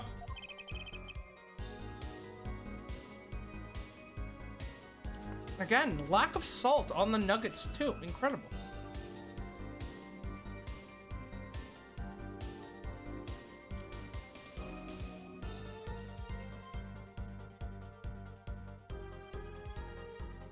That's the situation.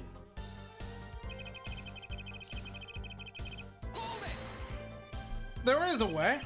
Machi Tabaye. But how do we do this without, you know, exposing him and getting him the fucking death sentence? We're in a position to know quite a bit about smuggling. Yeah, I need to know a bit for work, sure. But all we get are reports on the failed smuggling ops. Not exactly something you want to go copying. But if you want, I can tell you a few of them. You know, maybe you'll succeed and get rich.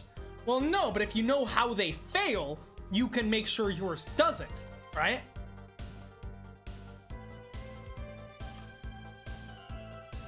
If you go through every single smuggling operation that you busted, and you check every reason why an operation was busted, right? And then you avoid all of those reasons, then you won't get busted. It's pretty straightforward. I would be interested in hearing, purely from a legal perspective, of course. I wait for our judicial system. Me and you, Apollo, this is, also, that's not weeping, that's sweating. They're very different.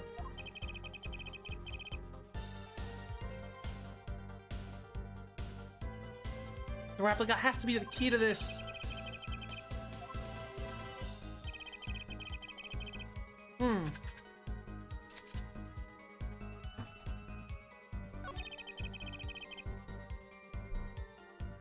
Let me think.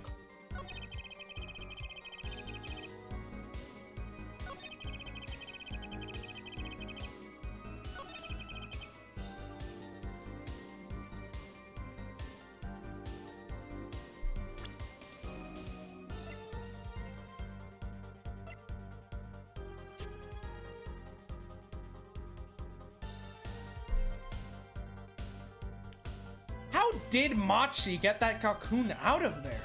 I think we talked about this, but I just don't know.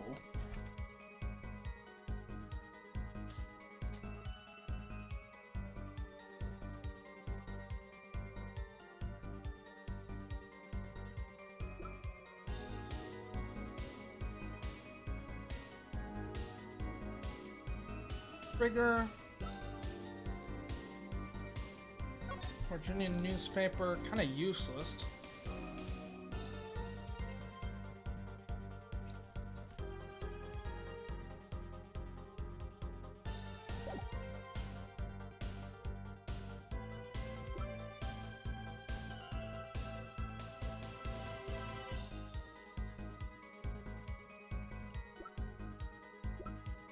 Fragments, the badge. Think of the lyrics, maybe? Shed some light into this?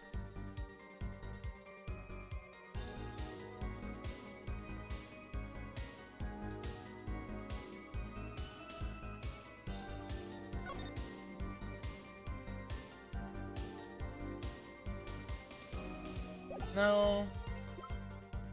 Postcard, the investigation request, the revolver, the brooch.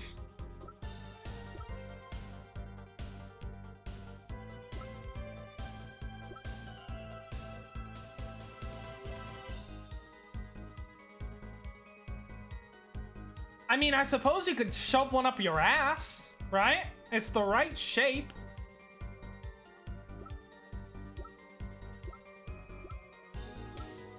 But I don't think we have any evidence about Machi Tobaya's asshole.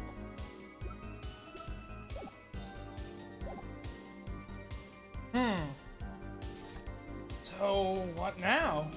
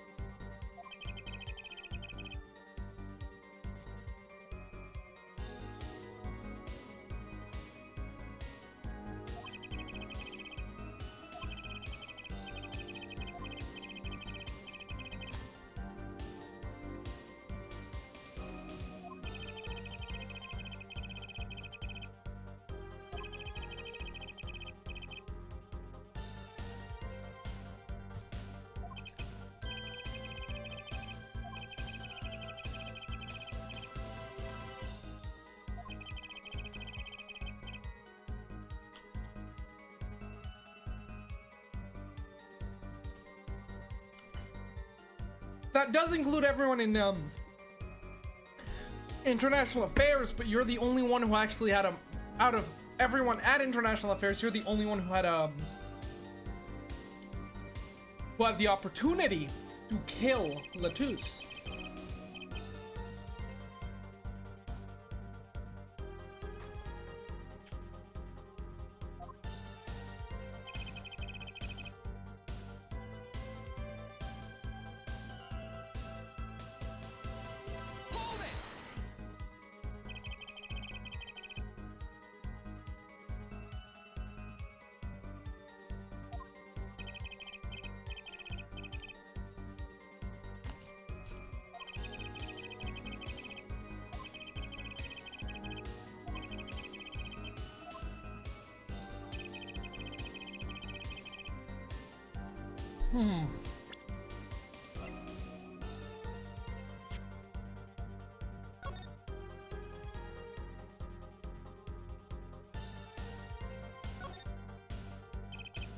Sample, huh?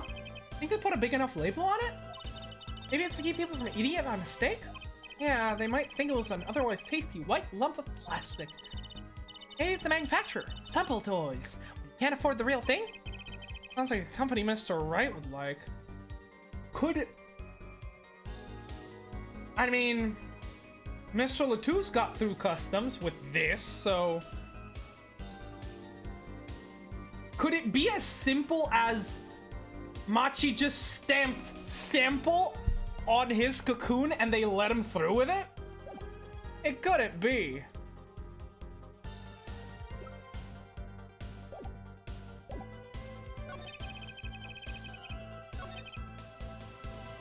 All right, I'm gonna try the cocoon on this one.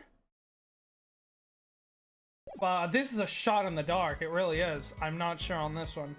I have no clue. All right, I'm gonna eat my final chicken nugget for luck, and then we'll full send. All right. Cheers.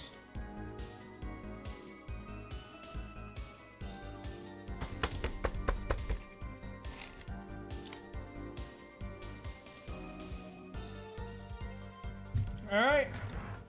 Send it. Objection. Yeah, no. Your Honor, that statement contradicts the evidence.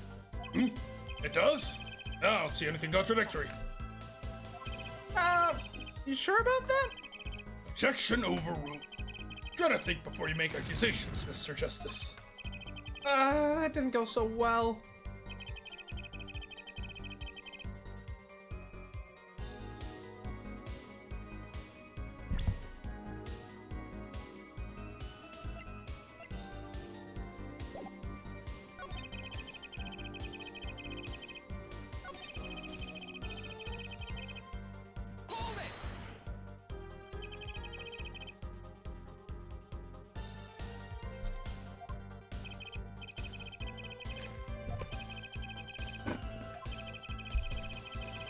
Marshmallows.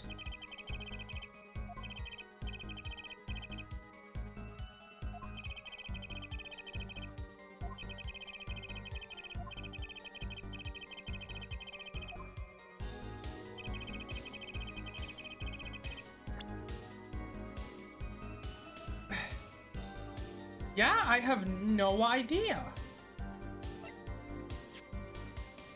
Attorney's badge, lyric sheet, the postcard. Guys request the revolver, the brooch, mixing board, the key ring.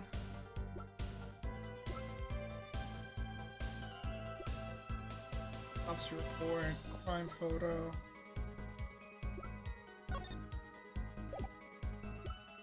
Diagram.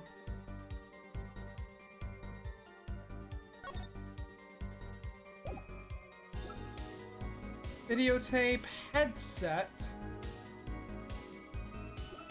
remote trigger, form diagram, Prosecutor Gavin's guitar, the replica, igniter,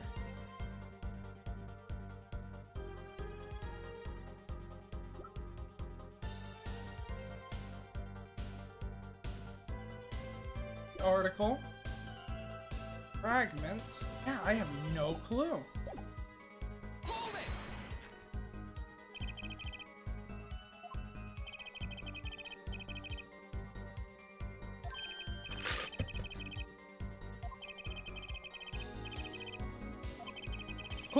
You know, pleasant, peaceful country that murders people. Right.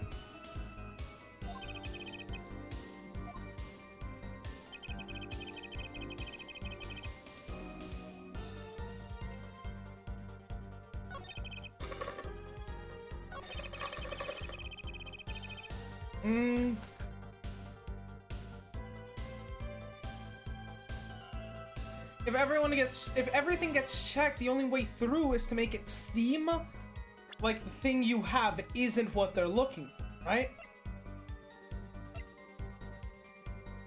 The replica on this? Objection! No.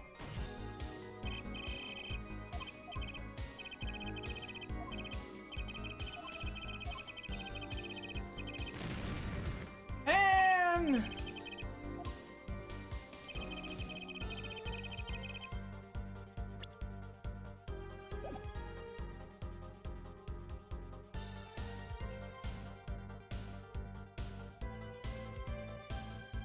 this is tough. This is the first cross-examination in this case that has actually given me trouble.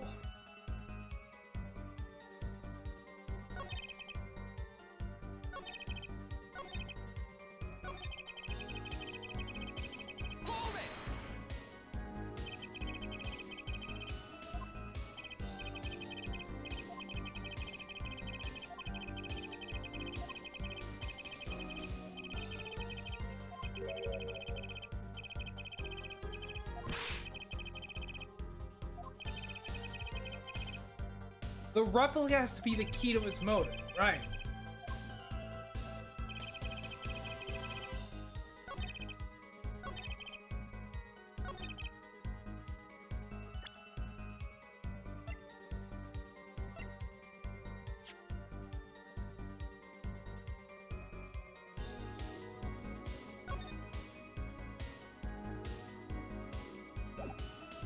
Alright, I'm gonna try the replica on this statement, maybe?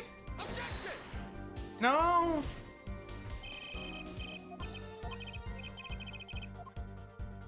Damn it! What are we doing here?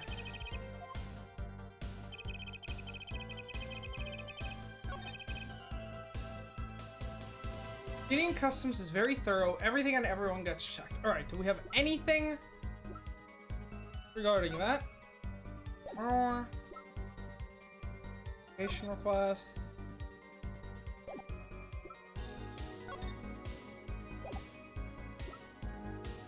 Approach.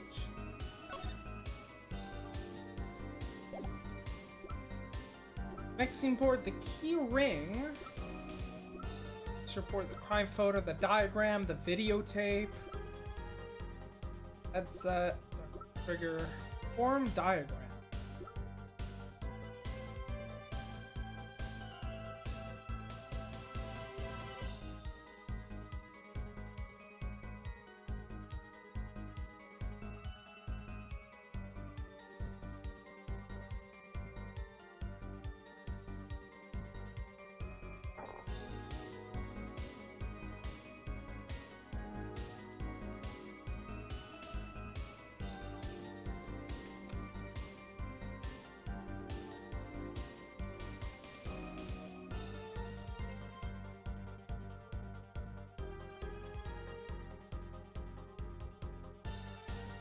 Received at Prosecutor Gavin's office.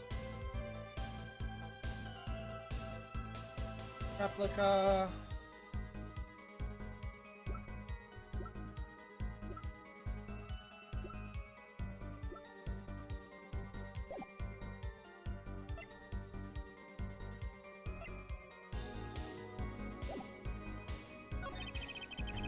Which were arrested on the spot and then sentenced to death.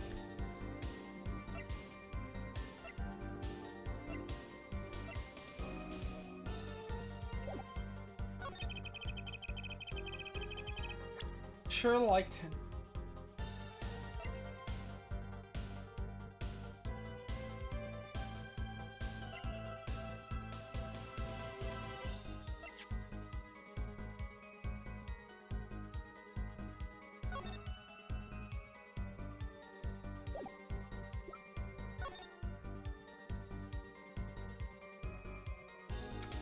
I don't know. How do we... What do we...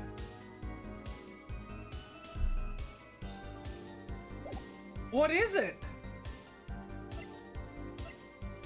What are we supposed to present here?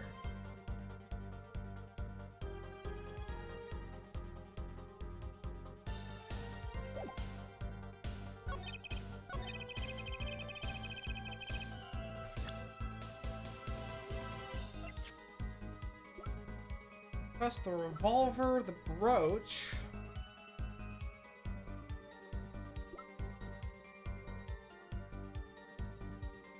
Back button. E-ring.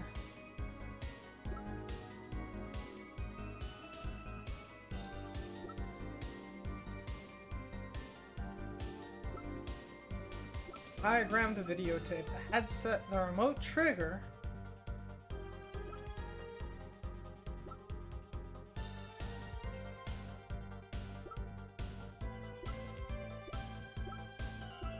Yeah, how the hell do you smuggle this? Replica has to be the key to his motive. Yes, I know that. But how did he smuggle out the fucking thing? God damn it.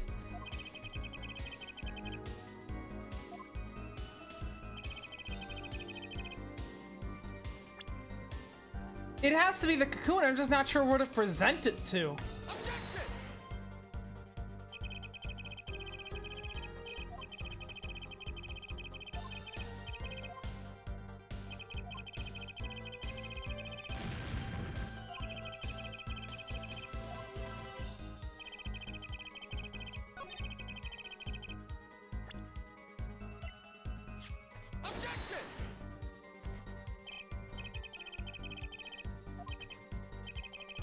So it's not the cocoon because we've tried it on every piece of that test run.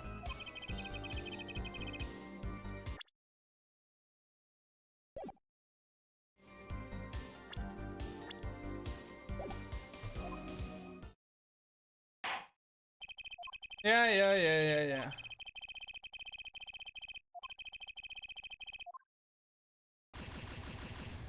Yeah, with no evidence. Yeah, go fuck yourself, Judge. Go fuck yourself.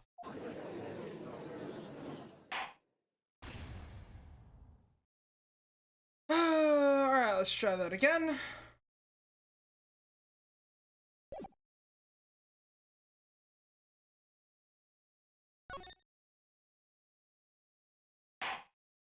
Continue from the save point.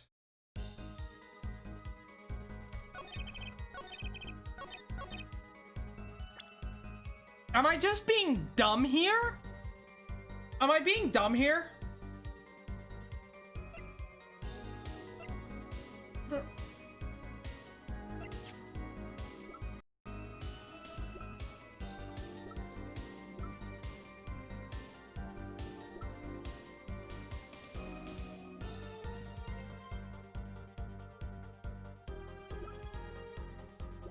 Could it have been sent inside of the fucking guitar? That's ridiculous. There's no way that works. But what else do we fucking have? Ah!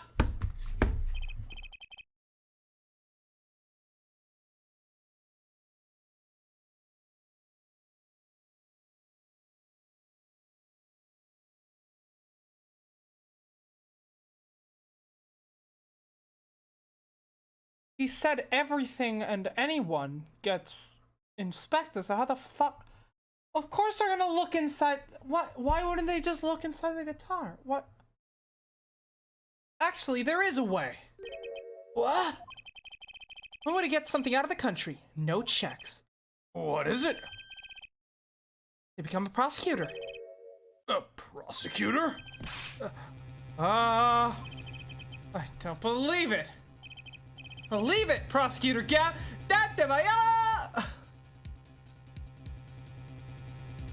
But he literally said that he does get. He had to go through the fucking metal detector like 50 times.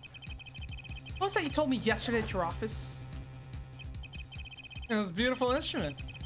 It was played lovingly for many years. A guitar befitting a woman like Lamoureux. How did it end up here? I mentioned how much I enjoyed playing it that night, and she made a present of it.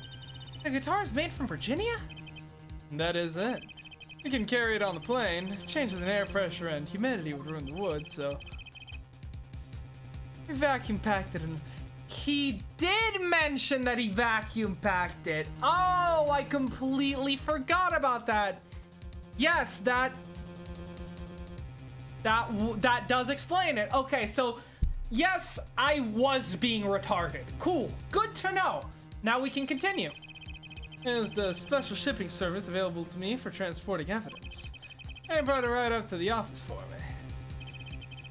Pristine and untouched. Did I get that right, Prosecutor Gavin? Untouched? Why? The guitar was wrapped in several sheets and vacuum packed in Virginia. But the pack was untouched until the day of the concert. Are you saying that guitar was... With cocoons this small, that could have been very easy. to use your guitar's a mule to smuggle a cocoon out of Virginia? What? Which reminds me, Prosecutor Gavin, the guitar had some work done on it recently, right? Work? Good memory here, Forehead. Well, you know, guitars have a round hole in the front, but it's called a sound hole. Well, they found something attached to the wood just inside the hole. A broken device of some sort. Broken device? Yeah, this, in fact. An igniter? Right, when they actually stole the keys and went into the guitar and attached the igniter, they could have removed the cocoon. Exactly. Consider this, if you will.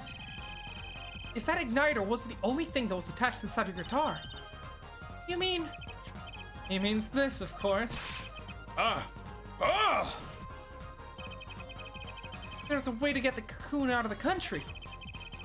They could use Piggy Prosecutor Gavin's privileged guitar as a mule. And who better to do that than someone with access? Like a member of the band. Yeah!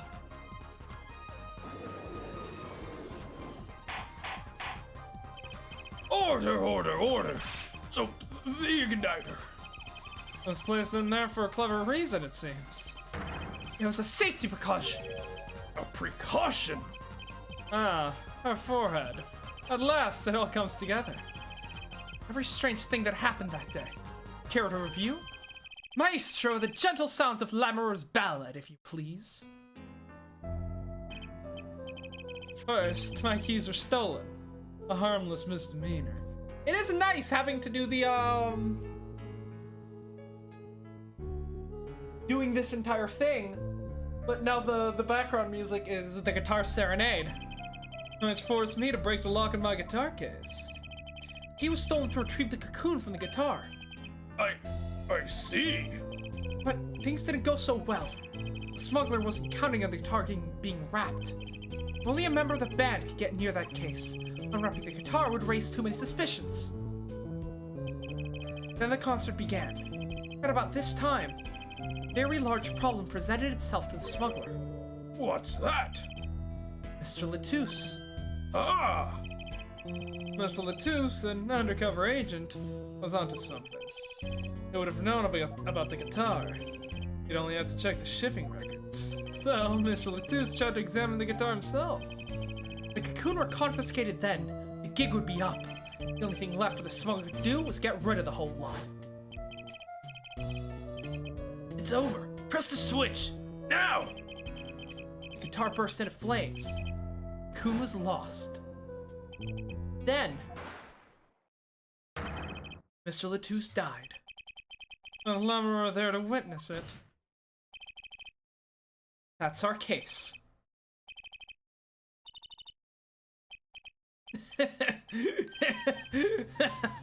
Oh, brilliant, man. A Detective Crescend! I gotta know. Make all that up on the fly? For a made-up story. It makes a great deal of sense, Darian. The Republic of Virginia. Sorry, man, but I haven't even been there. True, you haven't. Let's see you make up a story for that, kid. How'd I had the cocoon in the first place, huh? It's not so hard to imagine. Yeah, I'd help. A Virginian accomplice. That's all. That you had an accomplice was clear from the start. The voice Lamoureux heard proves it. It's over. Press the switch, now! You made this transmission from backstage. While your co-conspirator was on stage. But who was it? This is it, the coup de grace! For once I know what I'm doing! There's only one person who could have helped him. Let's hear what Mr. Justice has to say then. But be warned. With a great accusation comes great responsibility. Make your answer on the fly, as it were, and you'll be harshly penalized. Are you ready, Mr. Justice? Who was the smuggler's accomplice? It has to have been Machi. There's only one person who meets all the requirements of the accomplice. And that person is the defendant, Machi Nabaye. So, I mean, great job acquitting him of murder. He's just gonna go back to Virginia and get executed now.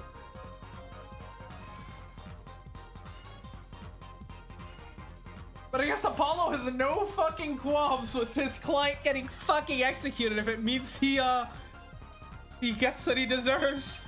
But Mr. Justice, he's your client. Defense attorney accusing his client. That's a new one. I assure you, no one is more unhappy about this than I am. But I'm here to defend him in the murder of Mr. Latouche, and I stand by my statement earlier that he is innocent of that particular crime. Indeed, the defendant is Virginia. He does meet the basic requirements to be an accomplice. But what if it was, in fact, Lamoureux? It couldn't have been. Well, you seem sure of yourself.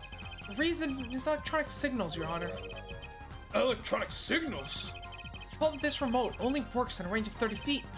Beyond that, it's useless. Yes, that's true. Think back to the testimony. When the shooter made his transmission, Lamoureux was in the air vent, right above the dressing room where the shooter stood. Let's look at the stage diagram. This is the area that the remote could reach from the vent.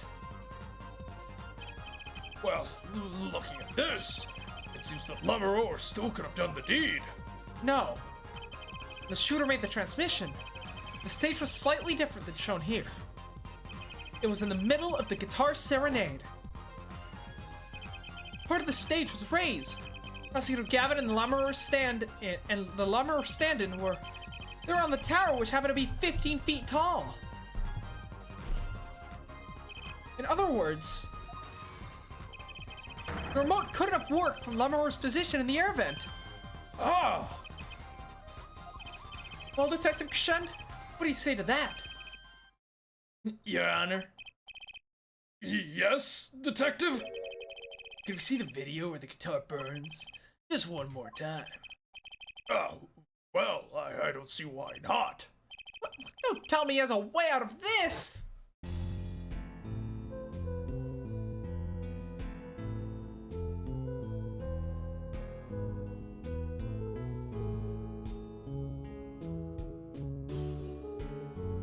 Fire.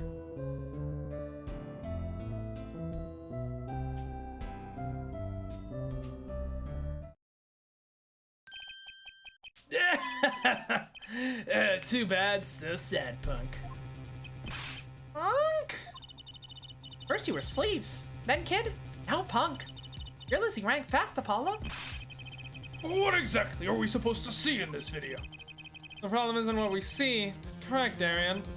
Right, that's what you hear. We are musicians after all.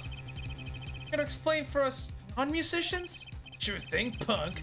Let me get your yarn straight first. You're saying I ordered the Wii pianist to set off the igniter? That's right. Yes?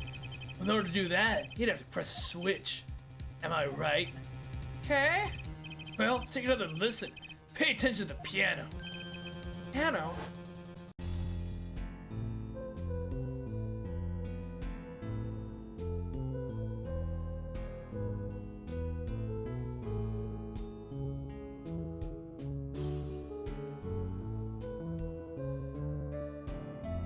Yeah, we've heard this in the actual track mixer, and we can clearly see that the piano messes up.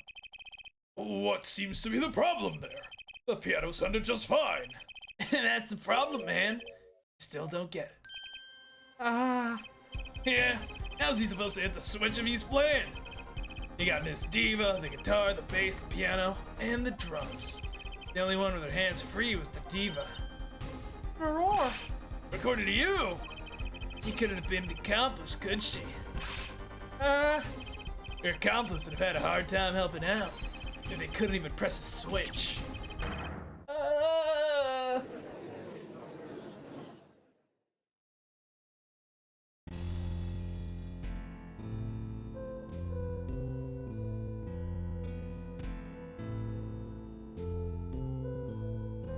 The frame rate really tanks during these animated sections, doesn't it? Jesus Christ.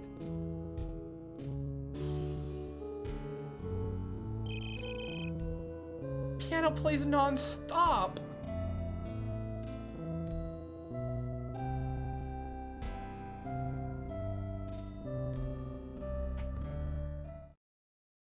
Sure it does. Press that switch. Well, Mr. Justice, the piano does seem to be playing when the guitar catches fire. Well, It's okay. We all make mistakes sometime.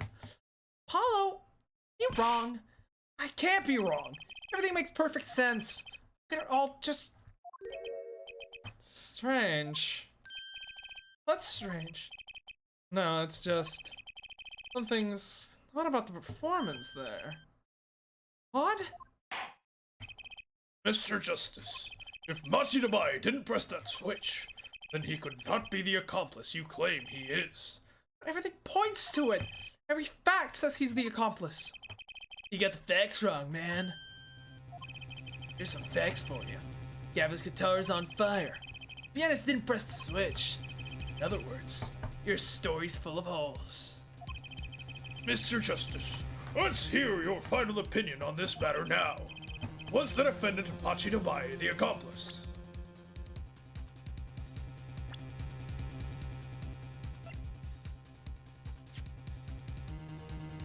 No, it couldn't have been Valent because he also is out of...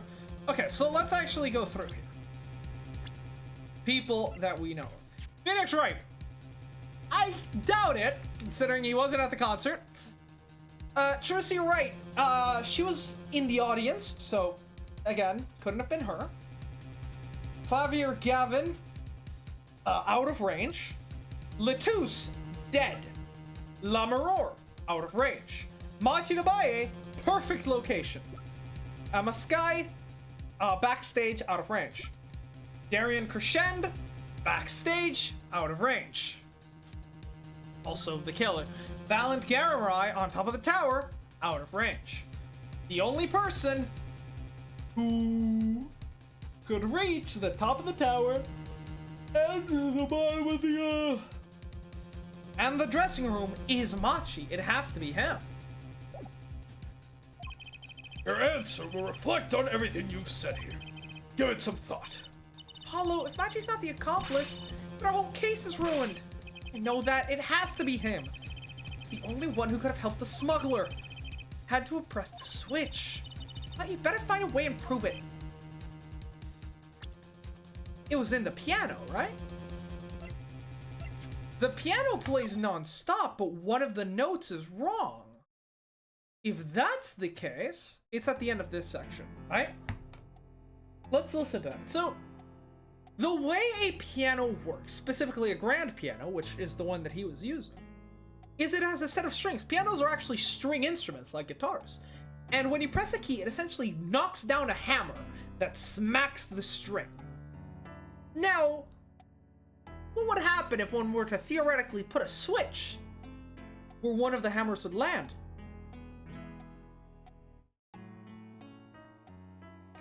Well, if the switch were placed where the hammer could land, then all the killer would have to do is press one of the keys.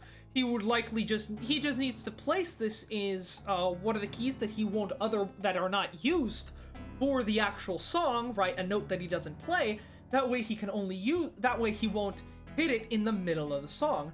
And then, when the time comes,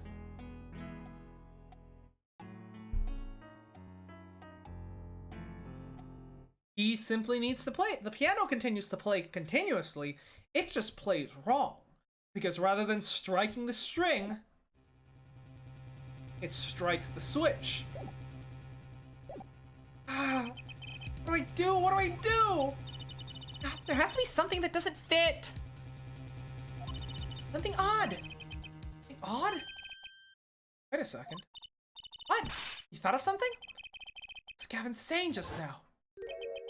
Strange. What's strange? No, it's just something's odd about the performance there. Right, one of the notes is wrong.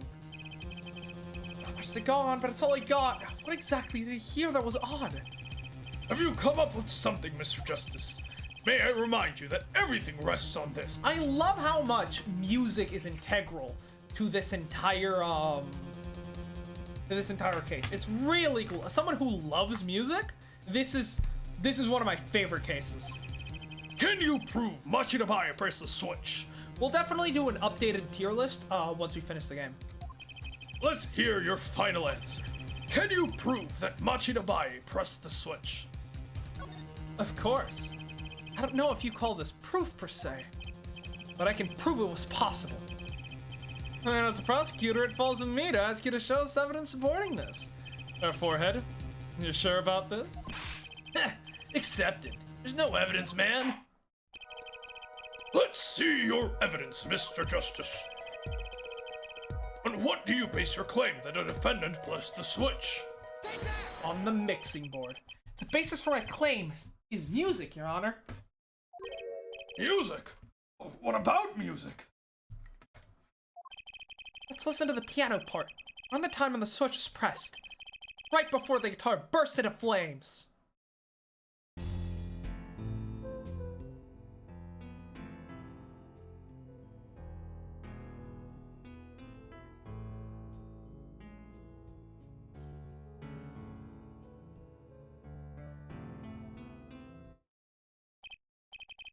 I hear a piano being played? Doesn't it sound kind of simple? Simple. Ah, I think I know what he's suggesting. Think Machi could have played that part with one hand? Oh, yeah, okay, that is also a possibility. Okay, that is... Then why is it cut off up so abruptly at the end of that section, then?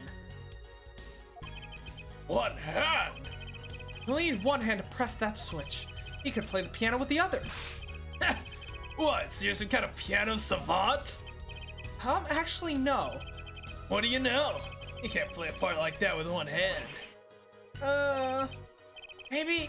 I don't know what I'm talking about here. Wait, I know. Hey, Trucy. Yeah? You got something? Mr. Wright, your father. He's a pianist. Could he... Oh, Daddy? You can play a part like that even if you have 3 hands.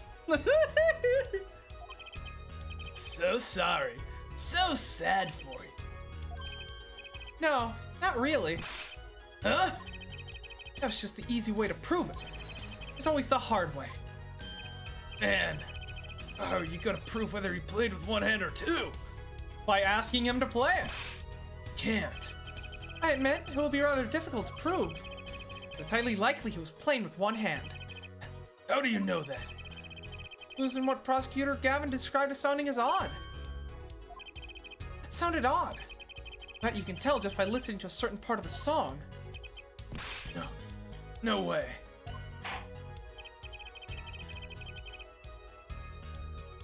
Well, it seems we've come to the moment of truth at last.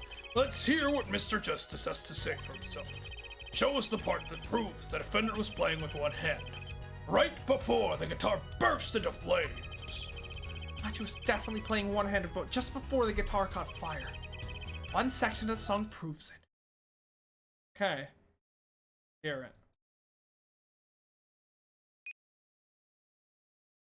I know.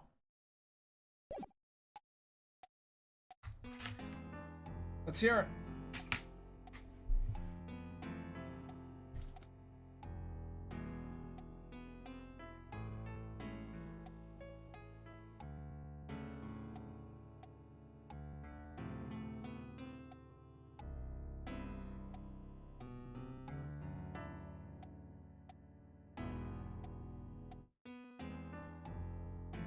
Is that when he has to swap back to between two hands?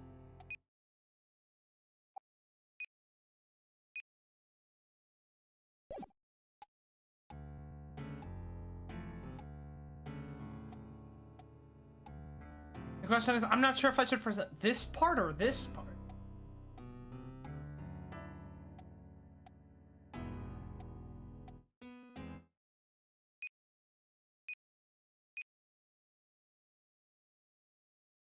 Let's try.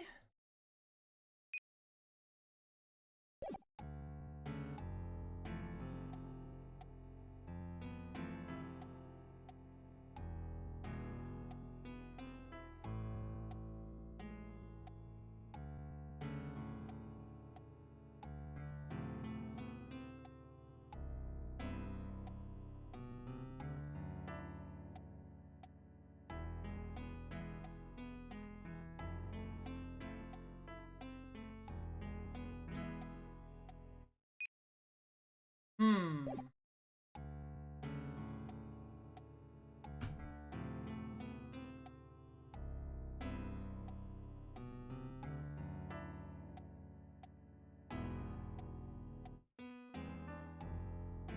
Yeah, it's that little slip at the end. I think it has to be that, right? That's the section. I'm afraid I don't hear it. What's your opinion as an artist, Prosecutor Gavin?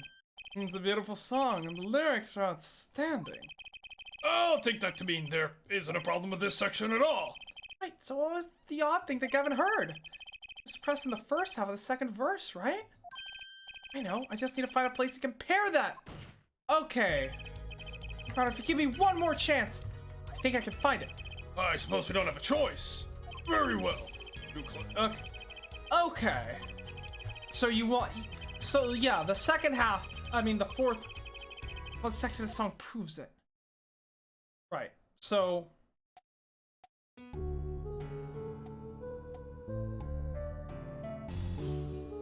Yeah. This section is the same as that section. There we go. That's the section. I'm afraid I don't hear it. What's your opinion as an artist, Prosecutor Gavin? No!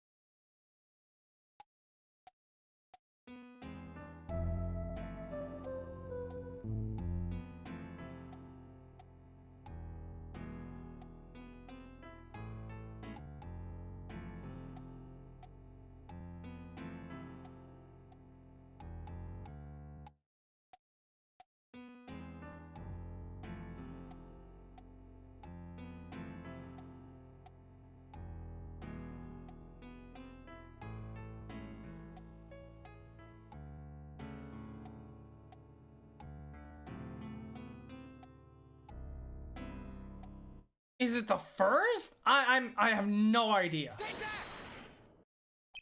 Prosecutor Gavin, I'm sure you realize by now just what it was that sounded odd to you. As I'm sure you've realized yourself, Forehead. Realized what? I'll demonstrate. Let's listen to the part in question again, shall we? Pay particular attention to the but a fleeting melody phrase.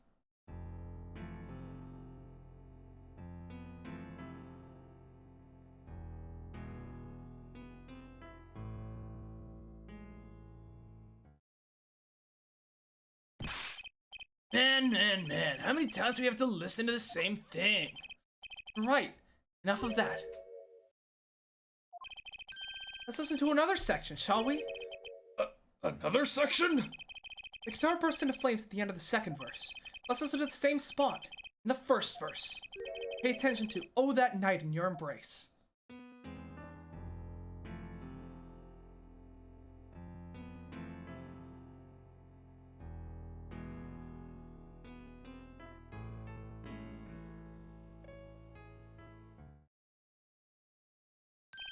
Ah! Play verse 2 again.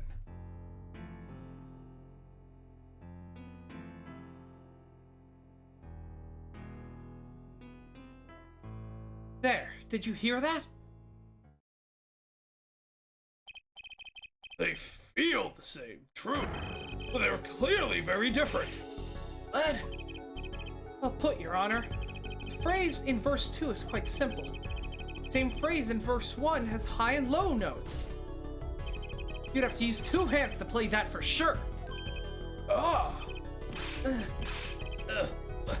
What's that prove? I would think you'd know that by now. This is why I hate dealing with amateurs, man. So the 2 verses are different arrangements. Happens all the time.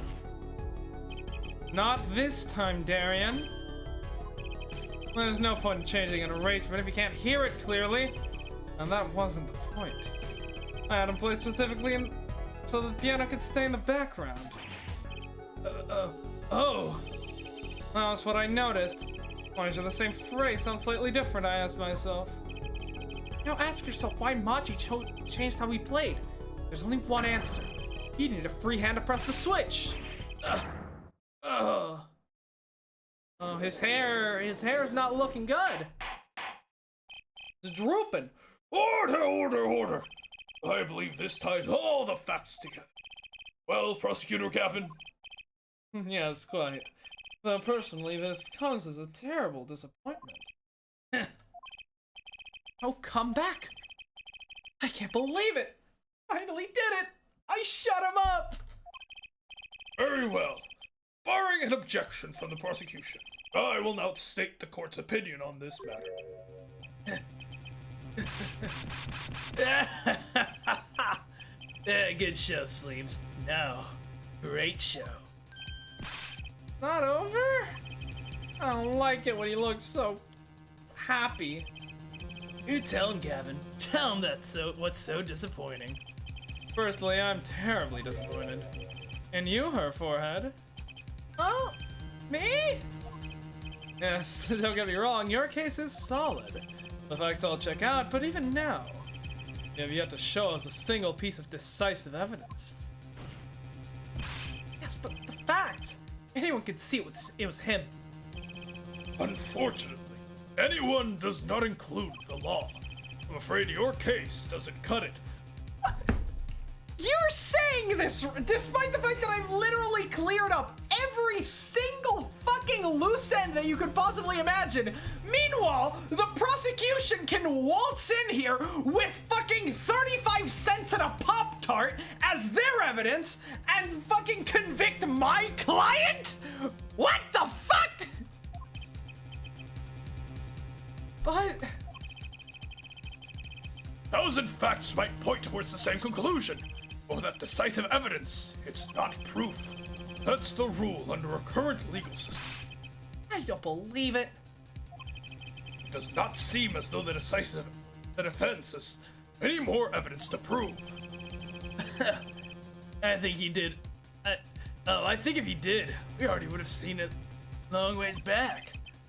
It is unfortunate, but at present, this court is unable to acknowledge your accusation. What? Truth is staring at us right in the face. Why can't they see it? It's the point of a legal system that protects criminals.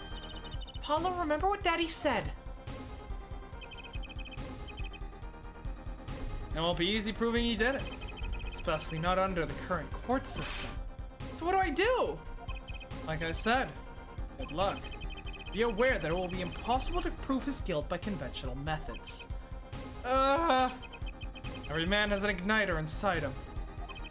Find Darian Crescen's igniter. Set it off.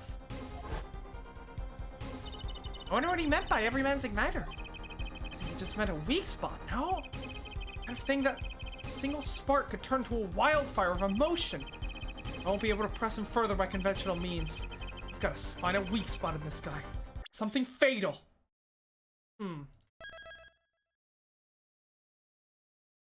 Maybe lying?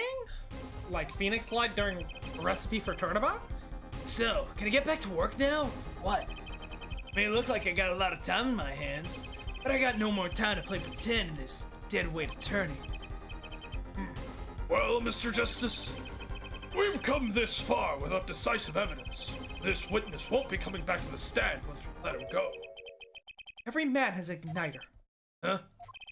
Didn't you say the better the guitar, the brighter the burn, Prosecutor Gavin? Yes, good guitars are kept dry. That's why. Well, that provides the best sound. Even a small spark could cause irreparable damage. Your plan has igniter too, Detective. It was there from the very beginning. What? Fighting time, Justice. You blow this one, it'll be out of your hands for good. Go for it, Apollo. What? And this igniter's supposed to come burn me up? That's almost poetic there, Mr. Attorney.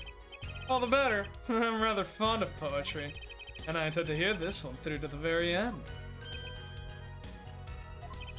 Now, Forehead, you are accusing this man, Daring Crescent, of 2 crimes. The murder of Mr. Latouche and the smuggling of a Borginian cocoon. And this is your last chance to prove your case. This trial has already run on for far too long. Mr. Justice, this will be my last warning. The moment this igniter of yours turns out to be a dud is the moment this cross-examination ends. Understood? Yes, Your Honor. Then let's have it. Show us the basis for these accusations against Darien Crescent. Okay, this is really my last chance. The key that will take part in Daring Crescent's plan is...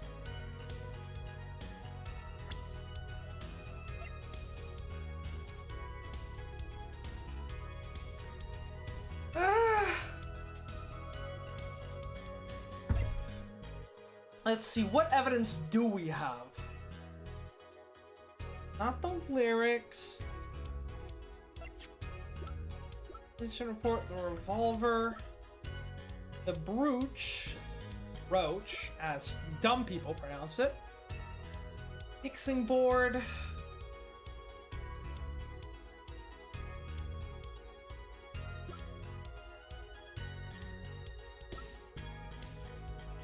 autopsy report,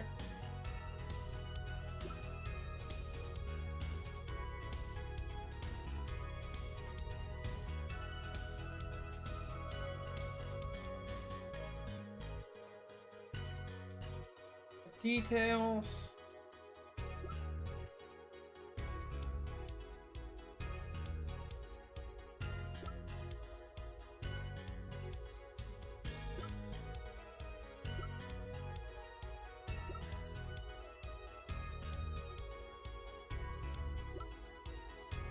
Trigger, diagram of the guitar, the replica of the igniter.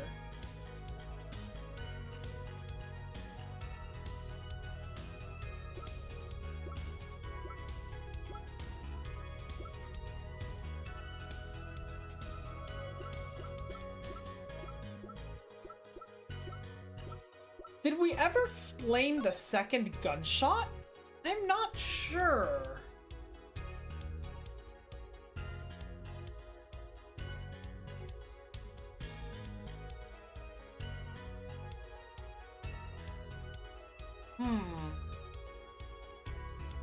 Yeah, I don't know if we ever... Could it be the gunshot? The second gunshot? Because in the recording and in, Lamour... No, Lamour testified as there being 2 gunshots, right? Just one wasn't picked up in the recording, I guess? I mean, in that case, then that's worthless.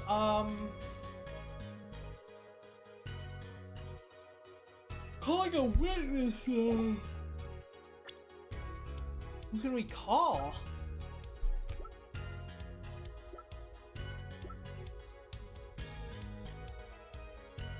Roar.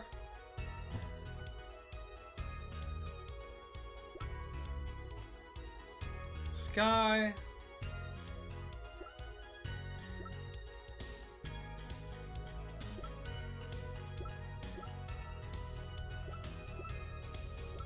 I'm not sure. What evidence do we need?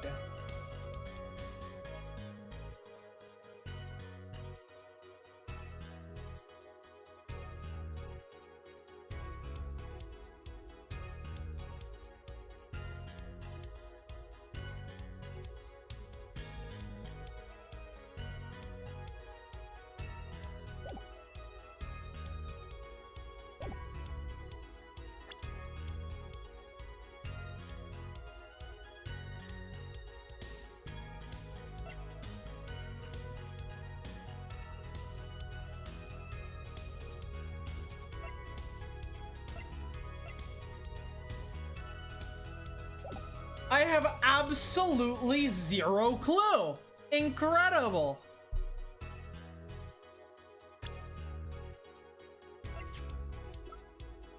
Postcard, the investigation request, the revolver, the brooch, the mixing board, the key ring, the autopsy report, worthless one, crime scene photo.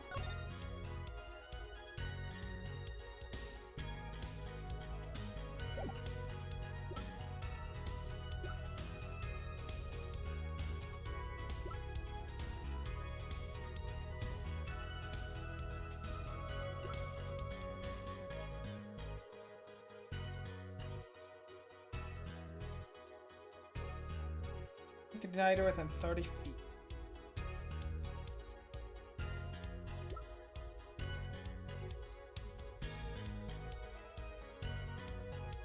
And Coliseum.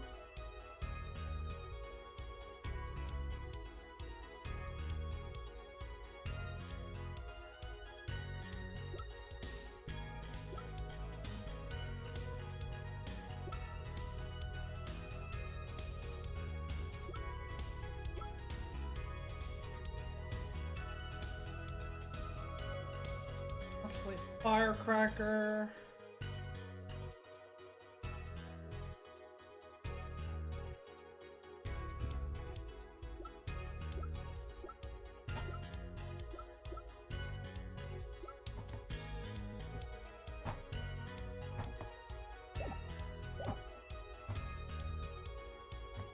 Yeah, I don't think I don't think calling a witness is viable, right? Nor do I think who the fuck would I call?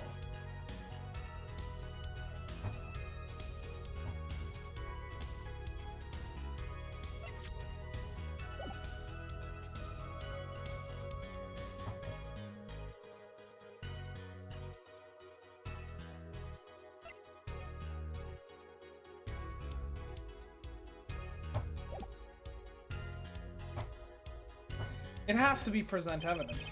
The defense is prepared to show the court evidence. Be my guest.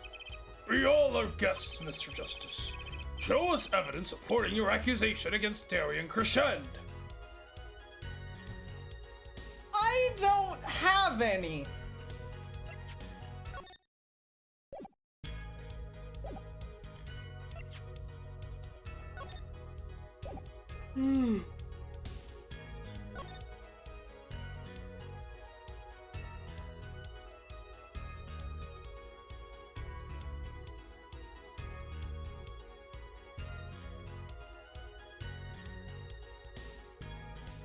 Around me and not through the air I fly.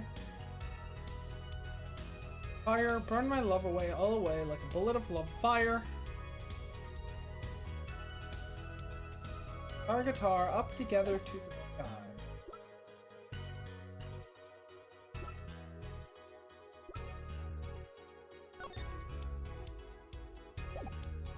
Let's see.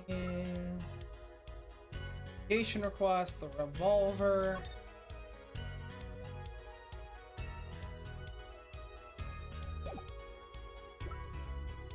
Roach. Under the crime scene. Turns out it belongs to Lemuroir. Mixing board. The key ring is not going to be useful. I think.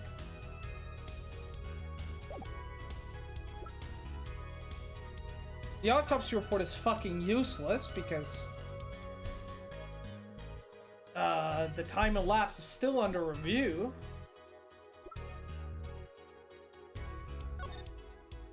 Crime scene photos worthless.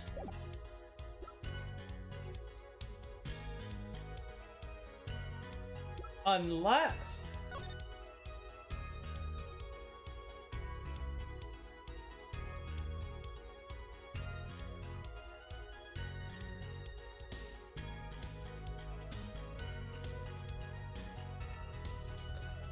when he died, Latouche wrote down a number. Now, the killer had no way to know if the killer was Darien Darien would know that that number is an Interpol identification number, and therefore would have realized that he needs to scrub it to hide Mr. Latus's affiliation with Interpol. However, someone who didn't know about the Interpol identification numbers wouldn't know to scrub the number, right? Why would you just scrub a random number for no reason? So that could be one. The other thing is the one that I've been saying, if the gunshot was fired from back here, it should not, the second gunshot should not have been able to hit the wall where it did. But that's never been brought up, so I don't think it's getting brought up now. Maybe take the headset.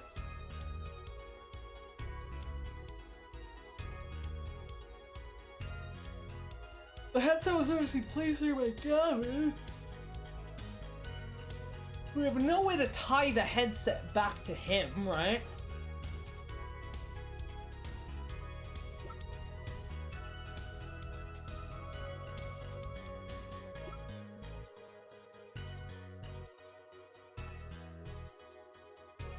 Touch the check button for details.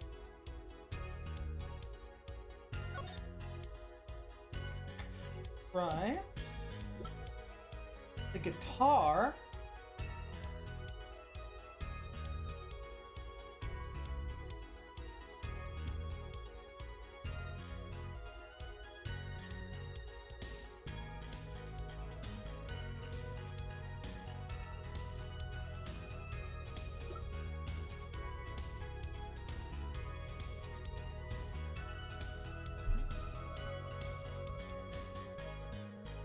I've got a cocoon from which a remedy for initis may be extracted.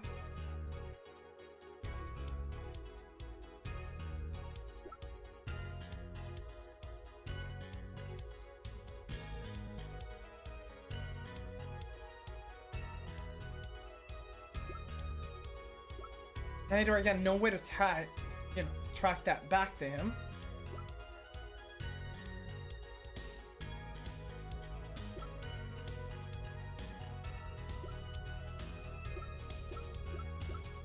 Alright, I'm gonna give the Interpol number a shot. It's a shot in the dark, but it could work. This is your igniter. Yeah, I didn't think so. So exactly how am I supposed to react to that? Oh, he's not flashing at all. I picked a dud. I'm afraid your poetic tale ended up in to be mere fantasy. Reality bites, Mr. Justice. Penalty! Ow, ow, ow. I suppose we should let you try once more. Show us the basis for your accusation against Darien Crescend. Justice, are you sure about this? Key that will take part in this plan is, can we call a witness? Neither isn't a piece of evidence. Huh? So what is? It's true that I couldn't show decisive evidence. Perhaps what I need to prove my case is something else. You mean a witness? Proving his guilt is a tall order. But I've got just the person to do it. Very well, Mr. Justice. Who is this person who can prove Darien Crescend's guilt? Phoenix Wright? Probably no. Trucy Wright? Again, no. Gavin? Doubtful. Latus is dead. Or we've already heard her testimony. Our entire case is built from her testimony, so hearing from her doesn't really add anything else to it, you know? I mean, I suppose we do have that thing where Darien chased her the day after, right? So I suppose that could be something, but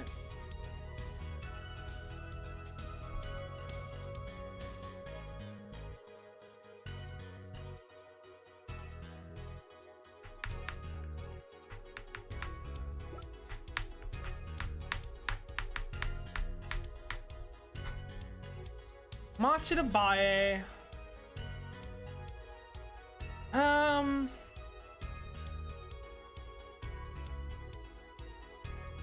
I mean, I suppose, yeah, he could testify that Darien was the one who helped him smuggle, but like, why would they believe him? He is the accused, right?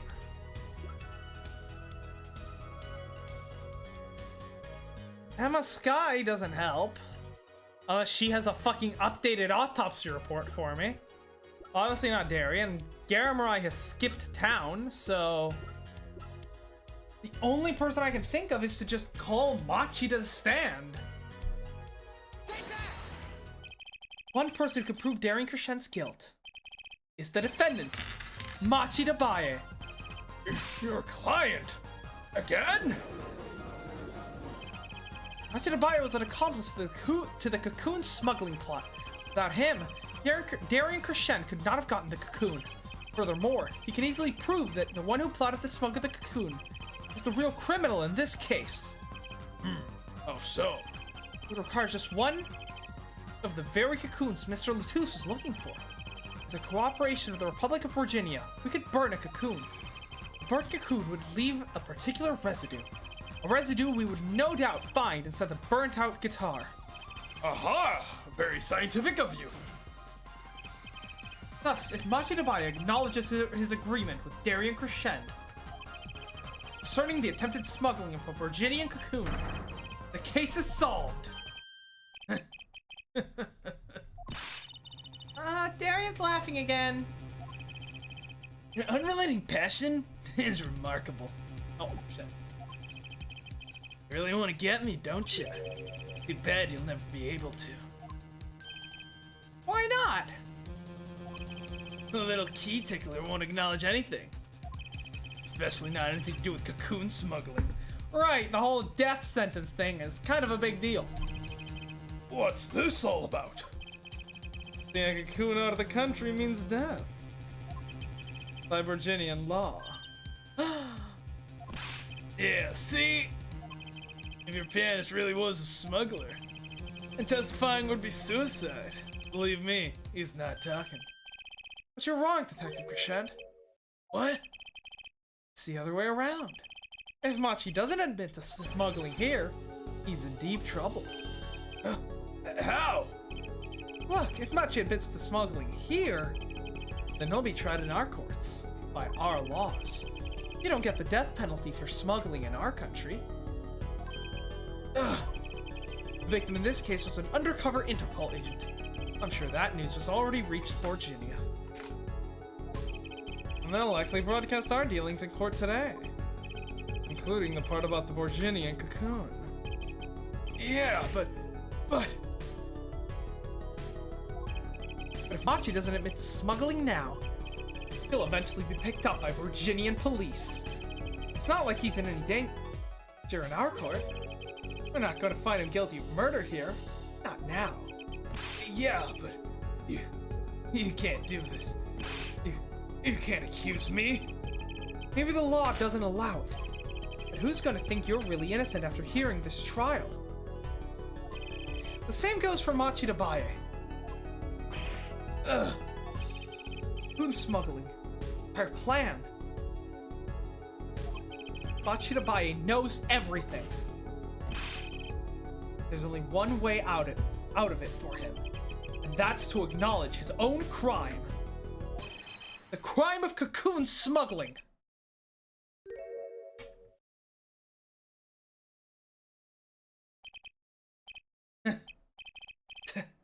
Don't worry there. I'll get you out of the country. I'll set you up someplace. Ed Mansion, real nice. You want a house made of cookies? Or, no, house made of pianos? Come on.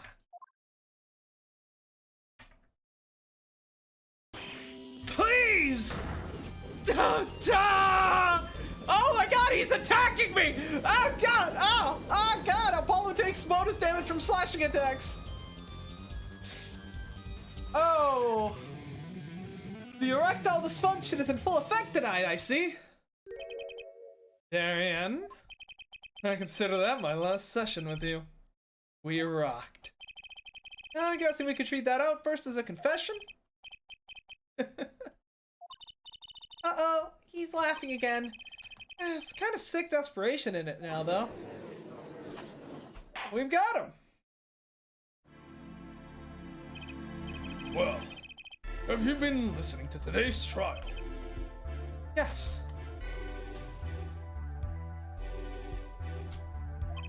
And you'll talk. You'll tell the court everything.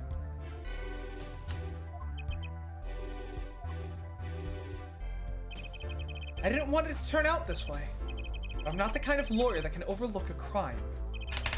Today's trial was all for your benefit, you know? I see no reason why you should hesitate now. Oh, I knew. From the very beginning, I knew. Machi? Situation. I cannot explain. But money. I needed. Very much money. Today's trial raises a delicate issue with our legal system. The only thing definite in the rule of court is evidence. That is the golden rule, however. It has become apparent that not all things can be tried by that standard. Should another case of this sort surface, we may have to consider an alternate system by which to administer justice. That is very dangerous thinking. Anyway, Mr. Machidamae. Yes? I promise, you will receive a fair trial by the laws of our country.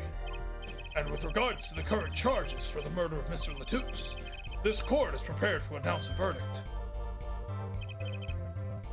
I thank you. I only lie, but you see truth. You find truth. That's our job. Very well. The court finds the defendant, Machidamae, not guilty. Let's go! Pog!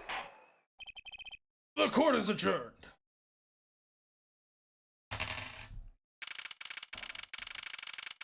Nice. I wonder what'll happen to Machi. Well, he did smuggle a cocoon out of Virginia. I guess there'll be another trial here. All's well that ends well. Phoenix? Yes. Daddy! I owe you both my thanks. Lamaror. Why? Is something wrong? I'm sorry. Machi was your partner on stage, your friend. Yes, I thought of him as my own son. Even now I do, yet something got a hold of him. Something evil. I see that. And he must pay for what he has done. Is that not how it should be? No, not really, considering at the end of the day, this whole thing was done to save the life of the Chief Justice's son. A man is going to die now, thanks to your stupid laws. I'm still sorry. Do not be sorry. You have given me courage. Courage? I'm considering an eye operation. It was my suggestion, actually.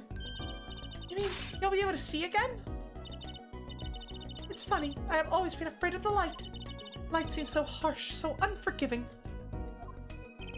According to the doctor, Lamaror lost her sight due to some kind of accident.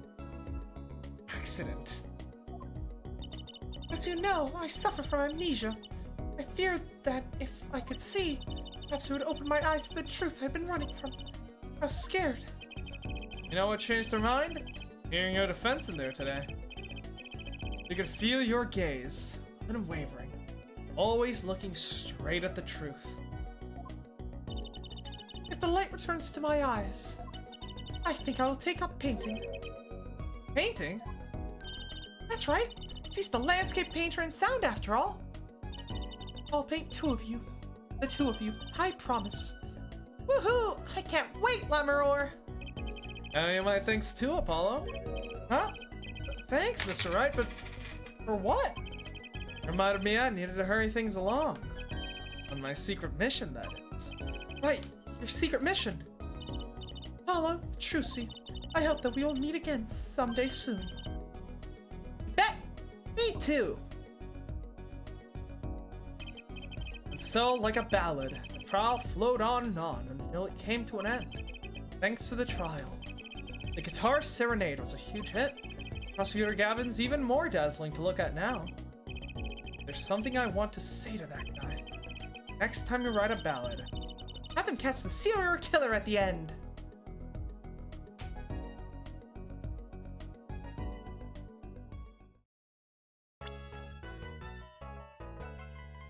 Alright, what do we got? Turnabout Secession.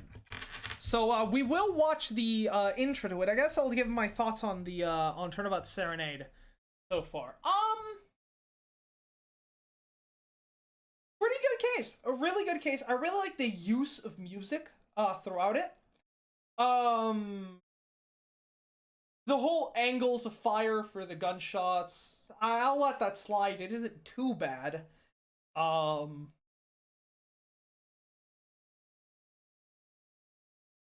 guess the only thing I would say is there is that one bit at the end of the second verse of the Guitar Serenade where the piano seems to just be, like, abruptly cut out and then abruptly hit a note.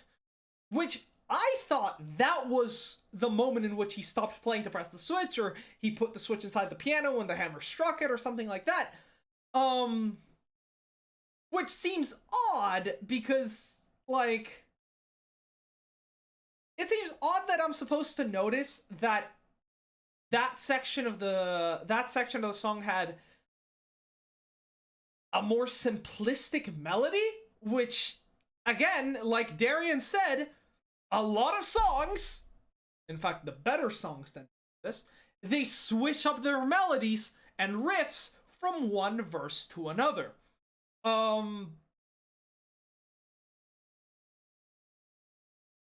Right? Like, hold on, what's a good example? Fuck, okay, give me a second, I need to just look up the lyrics, because I don't remember which section of the song it is.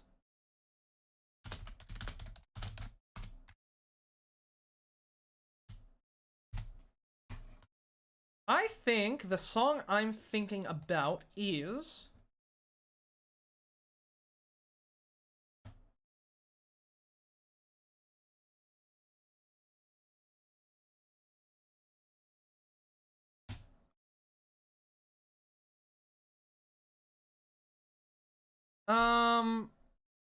Yeah, okay. I'm Not Okay, I Promise by My Chemical Romance. So, in this song, there is one line that is sung twice in, or no, it's actually sung, no, yes, okay. There's a line in this song that's sung twice in the song, and that is, for all the dirty looks, the photographs your boyfriend took. But it's sung with a slightly different melody each time. I think if I remember correctly, it's, the first time is, the photographs your boyfriend took, and then the second one is, the photographs your boyfriend took. I think it goes up at the end instead of down in the second one. I haven't heard the song in a while, so I could be completely wrong. Actually, fuck it, I'll just play it. I'll just play the section, right? So that you can hear it. Right, like... But my point is that changing the melody for two similar parts of a song is a very common thing, right? So I was not even looking for something like that. I was looking for like a moment in which he stopped, he like moved his hand away and he messed up a note or something like here. Let's find the spot.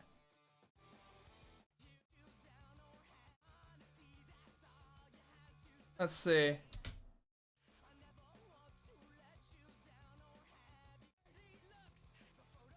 Here we go. Listen to this section.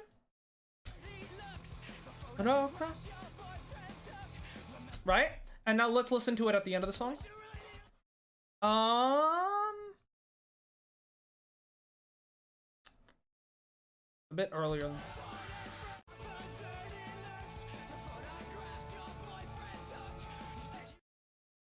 Yeah, it's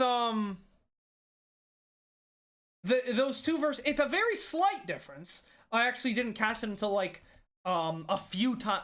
I obviously didn't catch it the first time I listened to the song, but I caught it one of the times that I listened to it. I noticed that one was different. But yeah, my point is, changing up melodies for different parts of a song that are otherwise very similar is a great way to add a progression to the song.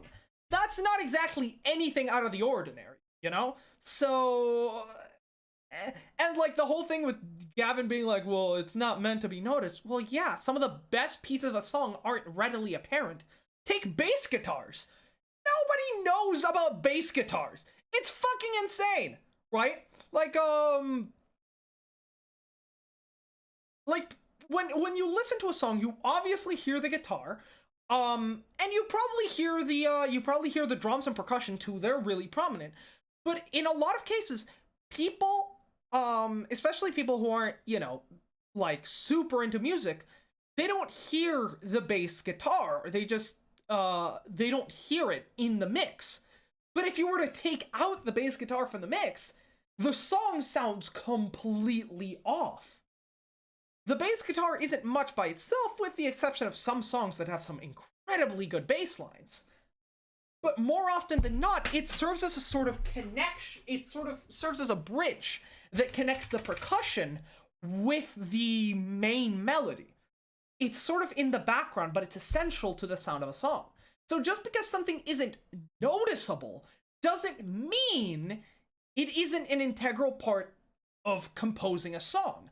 And so the argument from Gavin that there's no reason to change up that melody because the piano is sort of meant to go unnoticed is really flimsy. It really is.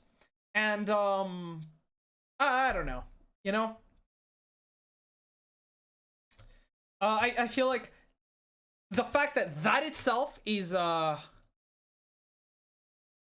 you know, the fact that that is pretty fucking flimsy, and that also at the end of that very section you have the fucking you have this fucking wrong note in the piano section, makes me think that that would be the issue and not the slightly different melody. So that section I'm not so that bit I was not a fan of. I would say probably like if I was going to change anything about the case, I would probably change that ending bit, you know? I would probably change the ending bit about the you know, make it the suggestion that I had, which is the since we did find the thing inside the piano, I thought you could have had it stuck inside the piano, and then when you press the key, the hammer strikes the switch, which is actually an incredibly clever way to hide something, and it would explain the odd sound that it came from that piano at that moment, because the hand would have had to essentially play the wrong note, since you would obviously pick to attach the switch to a note that you know you won't be playing during the song. But regardless, with that said, I think this was overall a pretty solid case. Definitely better than Turnabout Corner. Definitely better than Turnabout Trump. Yeah, this is one of the better cases in the series, I have to say. I really like this one. So, I'll be ranking it quite highly, I'm sure. All right, but yeah, now moving on to Turnabout Secession. We're just gonna watch the intro video to try to get a taste, and then we're done there. All right?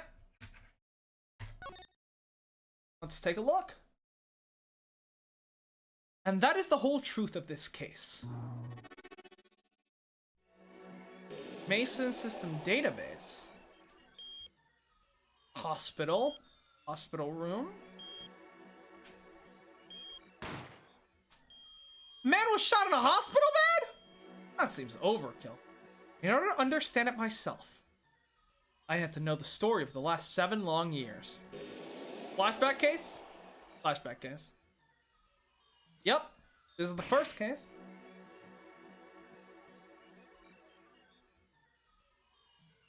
Nothing happens by chance. All is connected.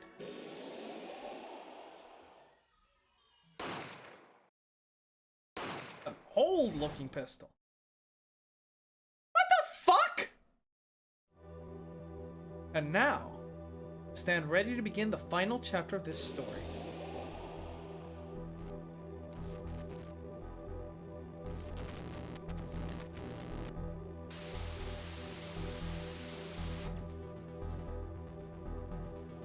Will the defendant be found guilty or innocent?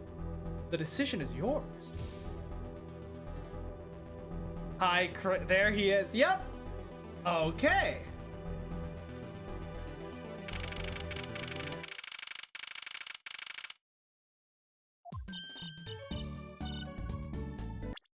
Okay, so not a flashback case. Okay, yeah, but we're ending it here. Not a flashback case, which is interesting, or at least not readily apparent. We might transition into a backflash at some point. But yeah, it seems like we're gonna have a case that's related to a previous case, but we're not actually gonna see that previous case, so then I'm just gonna go ahead and assume that this is the final case then, which is kind of disappointing. I was hoping for 5, but I guess we'll do with 4. So yeah, it looks like we're finally gonna get closure on the Kristoff story. That I'm guessing that's what Wright was investigating. Yeah, so the case some time ago, I think that was, we clearly saw some people that looked like they have a similar outfit to what Trucy's wearing, getting shot. So I'm gonna have to imagine that's her dad who got shot, and as a result, who died. He was the victim, I'm assuming. And so that's why Phoenix ended up adopting her. That's also likely the case where Phoenix lost his, stopped being an attorney, and we know that prosecutor in that case was Clavier, and we know that Kristoff is somehow involved because he had some kind of motive to kill that guy in Turnabout Trump, but we don't know anything about that, but clearly Phoenix is looking into it. We'll have to see. We'll have to see, how Kristoff plays into this. I'm very interested to see how the story of this game plays out. So yeah, but with that said, we're done. This is a really good case. I really enjoyed it, and now I'm gonna go rest because I'm exhausted. So yeah, we will be live tomorrow, hopefully, for some Persona 4. I know I said that last week and it didn't happen, but hopefully I'll be online tomorrow. So look out for that. It will probably happen in the mid-afternoon, sometime around then. So take a look. So, be on the lookout for that. And yeah, if you're new here, you can like, subscribe. You can join our Discord down in the description, or hit the bell so you know when we go live. We always send notifications on our Discord. And you can chat, send memes, send images. There's some cool stuff. We got some nice emojis. I hear that's what the kids are into. Yeah. With that said, I'm probably gonna go play some Fallout 2 to cool off because that game is fantastic, and again, I heavily recommend it. Hopefully, it won't have any endings that are cut that are fucking canon, because that'd be awkward. But yes, I'll keep y'all updated on how that one goes. Yeah, I guess we'll be back with Persona 4 tomorrow, and then some Ace Attorney next Saturday. So yeah, we'll be starting the Turnabout. I'm forgetting Secession. Turnabout Secession. All right, I'll see y'all tomorrow, hopefully, or next week.